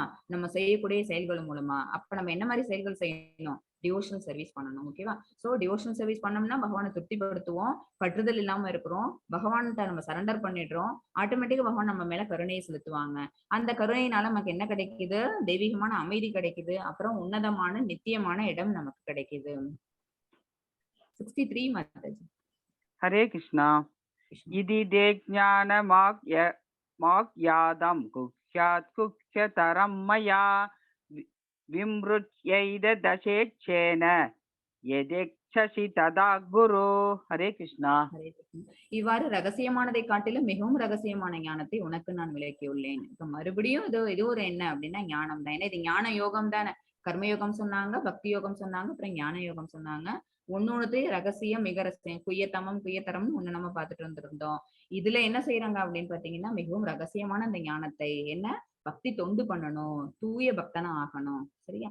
உனக்கு நான் விளக்கியுள்ளேன். இதனை முழுமையாக கவனமாக சிந்தித்து நீ செய்ய விரும்புவதை செய். இப்பயும் என்ன சொல்லிடுறாங்க, இவ்வளவு ஞானத்தையும் கொடுத்துட்டு கூட அர்ஜுனனுக்கு என்ன சொல்றாங்க, கடைசியா ஃப்ரீடம் கொடுத்துடுறாங்க.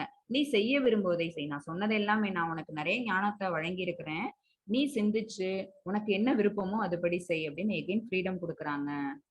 ஏன் அப்படின்னா நம்ம எல்லாம் பகவானை ஒத்தவங்க. ஓகேவா? பகவான் கிட்ட பிரிஞ்சு வந்தவங்க தான். அவங்க சிந்திய சக்தி, அவங்களோட விஷயங்கள் எல்லாமே ரொம்ப பெருசு அப்படின்னா அதுல இருந்து பிராக்மெண்ட் நம்ம. சோ அவங்க எந்த அளவுக்கு ஃப்ரீடமோட இருக்காங்களோ அந்த அளவுக்கு நமக்கும் ஃப்ரீடத்தை கொடுத்துருக்காங்க. சோ நீயாவும் சிந்திச்சு செயல்படுன்னு பகவான் நமக்கு அந்த ஃப்ரீடத்தை கொடுத்துறாங்க. மாதாஜி 65 மாதாஜி. हरे कृष्णा। मन्मना भव मद्भक्तो मत्याजी मां नमस्कुरु मामे वैश्यसि सत्यं ते प्रतिजाने प्रियोऽसि मे। हरे कृष्णा। இது வெரி இம்பார்ட்டன்ட் ஸ்லோகா. பகவானுக்கு பிரிய பக்தன் ஆகணும், பிரியமான நண்பன் அப்படின்னா இந்த இந்த ஸ்லோகால வர மீனிங் நமக்கு தெரிஞ்சிருக்கணும். மன்மனாபவ மத்பக்தோ, எப்போதும் பகவானை பத்தி சிந்திக்கணும். சரியா? ஃபர்ஸ்ட் விஷயம் எப்போதும் என்னை பற்றி நினைத்து எனது பக்தனாக ஆகி அவங்கள பத்தி திங்க் பண்ணோம் அப்படின்னாலே அவங்களுக்கு பக்தன் ஆயிடுவோம். என்னை வழிபட்டு, ஓகேவா, அவங்களுக்கு நம்ம செய்யக்கூடிய சர்வீசஸ் எல்லாமே டிவோஷன் சர்வீசஸா மாத்திப்போம். உனது வணக்கங்களை எனக்கு சமர்ப்பிப்பாயாக, என்கிட்ட நீ சரண்டர் பண்ணிடு, உன்னோட சர்வத்தையும் என்கிட்ட சமர்ப்பணம் பண்ணிடு, இவ்வாறு நீ என்னை வந்தடைவாய் என்பதில் ஐயமில்லை. அப்ப உடல் பொருள் ஆவி எல்லாமே பகவானுக்கா சமர்ப்பணம் பண்ணிட்டோம்னா பகவான் நிச்சயமா என்ன செய்வாங்க, நம்ம மேல கருணை செலுத்துவாங்க. நமக்கு என்ன, அதுக்கு மேல நமக்கு என்ன தேவையோ அதை அவங்க பார்த்துப்பாங்க. அதில் உனக்கு எந்தவித ஐயமும் இல்லை. நீ எனக்கு மிகவும் பிரியமான நண்பன் என்பதால் இந்த சத்தியத்தை நான் உனக்கு அளிக்கிறேன். அவங்க என்ன செய்யறாங்க, ப்ராமிஸ் கொடுக்குறாங்க அர்ஜுனனுக்கு. நீ எனக்கு ரொம்ப பிடிச்சமான நண்பன் அப்படிங்கறதுனால இந்த சத்தியத்தை நான் உனக்கு அளிக்கிறேன். நீ எனக்கு சமர்ப்பணம் பண்ணுன அப்படின்னா நீ என்கிட்ட வந்து அடைவாய். 66 மாதாஜி. ஹரே கிருஷ்ணா. ஹரே கிருஷ்ணா. சர்வதர்மான் பரித்யஜ்ய மாமேகம் சரணம் ரஜா அகம் த்வா சர்வ பாபேப்யோ மோக்ஷயிஷ்யாமி மா சுசகா. ஹரே கிருஷ்ணா. எகைன் இன்னொரு ப்ராமிஸ் பகவான் கொடுக்குறாங்க. எல்லா விதமான தர்மங்களையும் துறந்து, சர்வதர்மான் பரித்யஜ்ய, ஓகேவா, எல்லாத்தையும் நீ திறந்துட்டு என்னிடம் மட்டுமே சரணடைவாக. அவங்கள்ட்ட பகவான் கிட்ட வந்து நம்ம சரண்டர் பண்ணிக்கிட்டோம் அப்படின்னா உன்னை எல்லா பாவ விளைவுகளிலிருந்தும் நான் விடுவிக்கின்றேன். பாவ விளைவுகள் எப்படி வந்தது நமக்கு, நம்மளுடைய கர்மங்கள் மூலமா.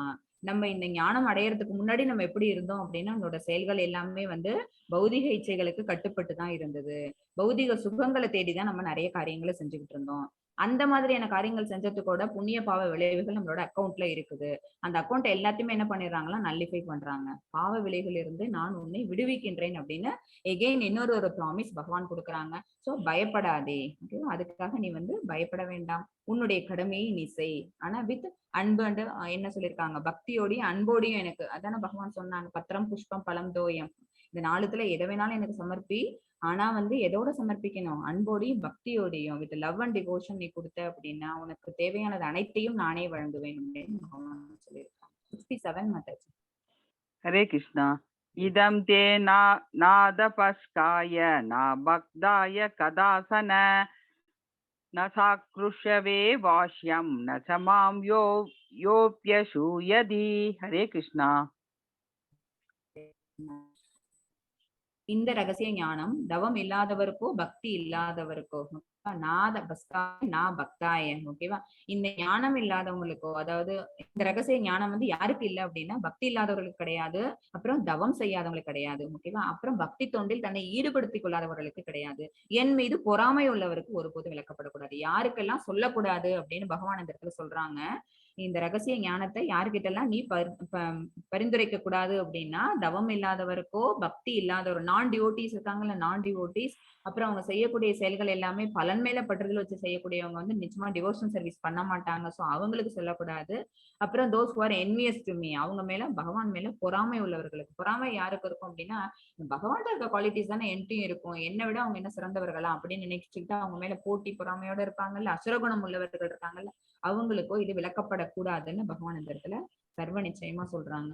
ஆனா அப்படி இருக்கும்போது இப்ப நம்ம வந்து உபன்யாசம் எல்லாம் நம்ம போய் கேட்கிறோம், 1000 பேர் குழுமி இருக்கிறாங்க ஒரு இடத்துல, உபன்யாசகர் வந்து உபன்யாசம் பண்றாங்க அப்படின்னா அங்க இருக்கிறவங்க எல்லாருமே பக்தாசா, பக்தி பண்றவங்க மட்டும்தான் அங்க வந்து உபன்யாசம் கேக்குறாங்களா அப்படின்னு நம்ம வந்து கொஸ்டின் வரலாம்.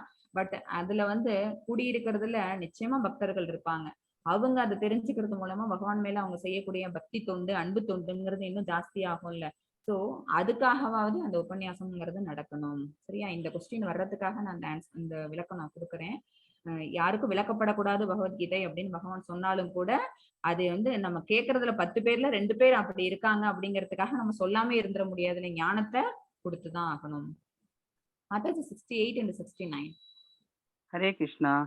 யயிதம் பரம் குஹ்யம் மத் பக்தேஷ்வபிதாஷ்யதி பக்திம் மயி பராங் க்ருத்வா மாமே வைஷ்யத்ய சம்சயக ந சதஸ்மான் மனுஷ்யேஷு கச்சின்மே பிரியக்ருத்தமக பவிதா ந மே தஸ்மா அன்ய பிரியதரோ புவிஹி. ஹரே கிருஷ்ணா. ஹரே கிருஷ்ணா. இந்த பரம ரகசியத்தை எனது பக்தர்களிடம் விளக்குபவனுக்கு தூய பக்தி தொண்டு உறுதிப்படுத்தப்படுவதோடு அவன் இறுதியில் நிச்சயமாக என்னிடம் திரும்பி வருகின்றான். பிரபுபாதா அவங்க போட்டோ போட்டிருக்காங்க பாருங்க. அவங்கதான் நம்ம எல்லாருக்குமே இந்த கீதை பகவத்கீதையை வந்து இந்த அளவுக்கு விளக்கமா நம்ம புரிஞ்சுக்கிறதுக்கான விளக்கு உரை எழுதினது அவங்கதான். சோ அவங்களுக்கு நம்மளோட ஒபேசன்ஸை இப்ப நம்ம தெரிவிச்சுப்போம். அந்த மாதிரி இந்த பரம ரகசியம் வந்து வந்து நிச்சயமா நம்ம ஒரு ஆச்சரிய கிட்ட நம்ம வந்து அவங்களோட பாதத்தை அவங்க கிட்ட நம்ம வந்து ஆசீர்வாதம் வாங்குறது மூலமா தான் நமக்கு என்ன கிடைக்கும், அந்த ஒரு ஞானம் ஒரு துளியாவது நமக்கு கிடைக்கும். அவங்க அதை நமக்கு ஷேர் பண்ணுவாங்க. கொடுத்திருக்கிறதுல நமக்கு ஒரு 1% நமக்கு ஷேர் ஆயிருக்கு அப்படின்னா நமக்கு அந்த ஞானம் கிடைச்சிருக்கு அப்படின்னா அந்த ஆச்சரியோட அருள் நமக்கு இருந்ததுன்னா தான். ஓகேவா?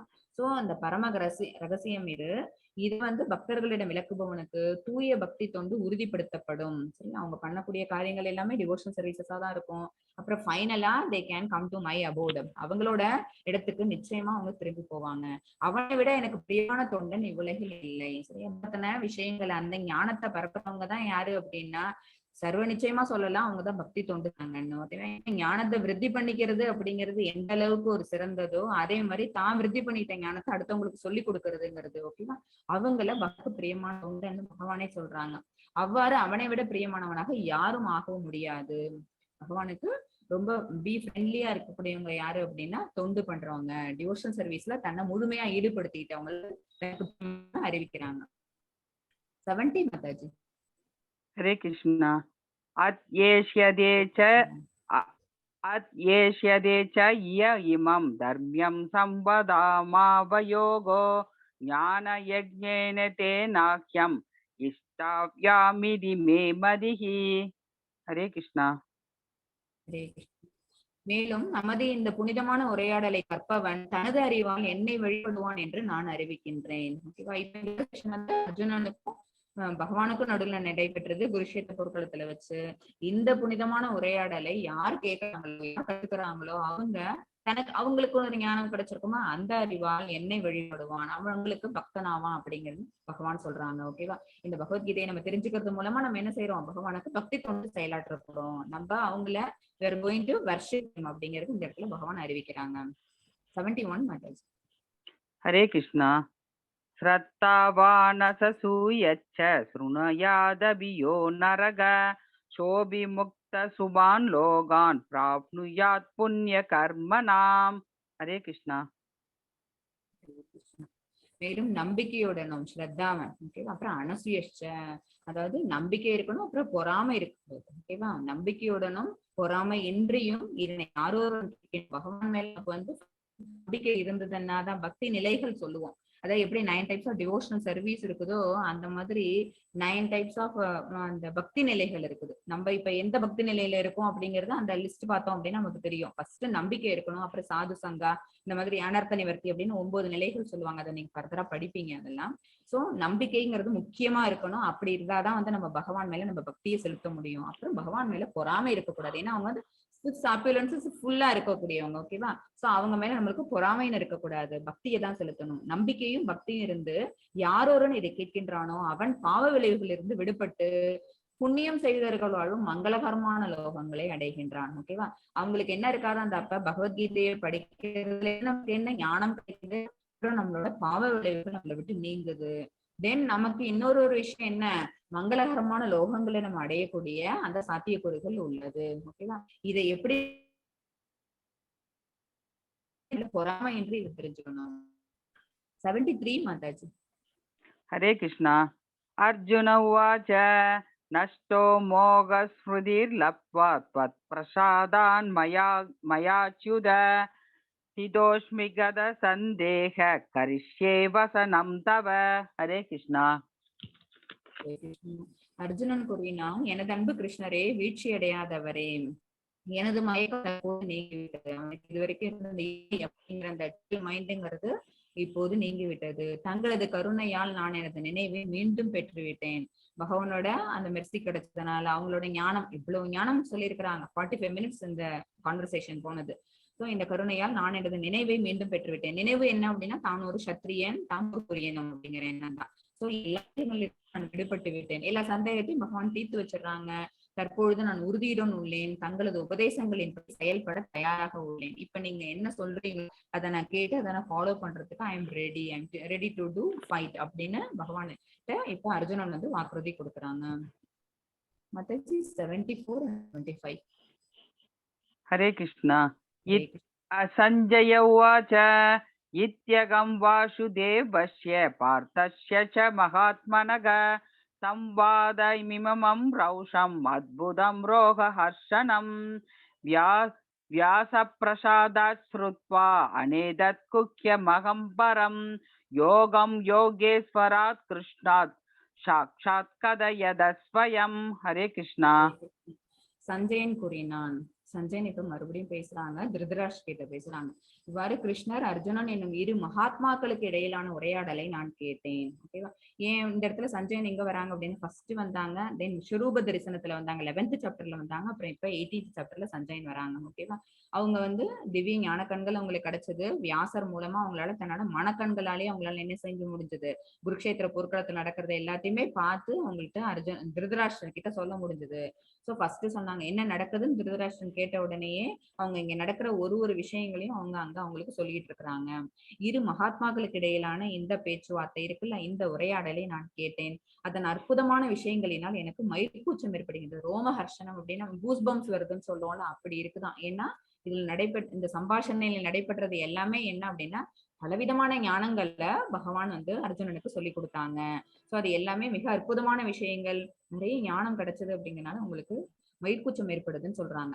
வியாசரின் கருணையால் யோகங்களின் இறைவனான கிருஷ்ணர் அர்ஜுனனிடம் தானே நடத்திய இந்த மிக மிக ரகசியமான உரையாடலை நான் நேரடியாக கேட்டேன்.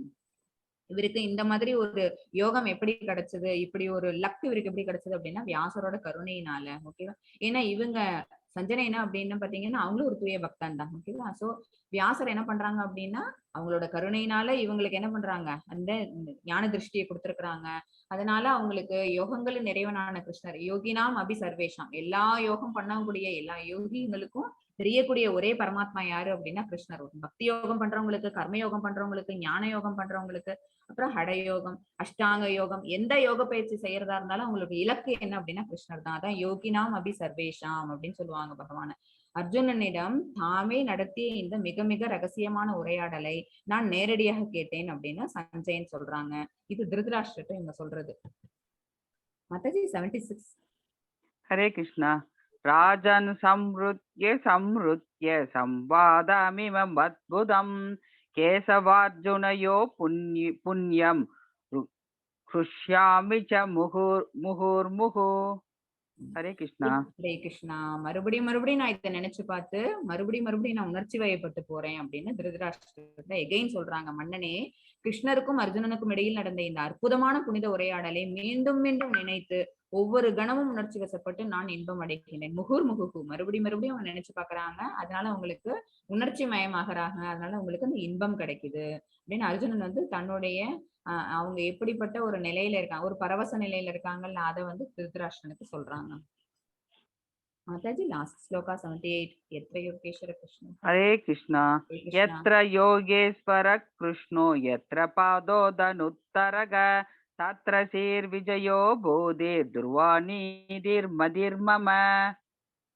எத்ர யோகேஸ்வர கிருஷ்ணோ எத்ர பாதோதனுத்தரக தத்ர சீர் விஜயோ போதே துர்வாநீதிர் மதிர்மம. यत्र योगेश्वर कृष्णो यत्र पादोदनुत्तरग तत्र शीर्विजयो बोधे ध्रुवानीतिर्मदिर्मम. ओम तस्य यदि श्रीमद्भगवद्गीतासु उपनिषत्सु ब्रह्म विद्यायां योगशास्त्रे श्रीकृष्णार्जुन संवादे मोक्ष संन्यास योगो नाम अष्टादशोऽध्यायः. हरिः ओम तत्सत्.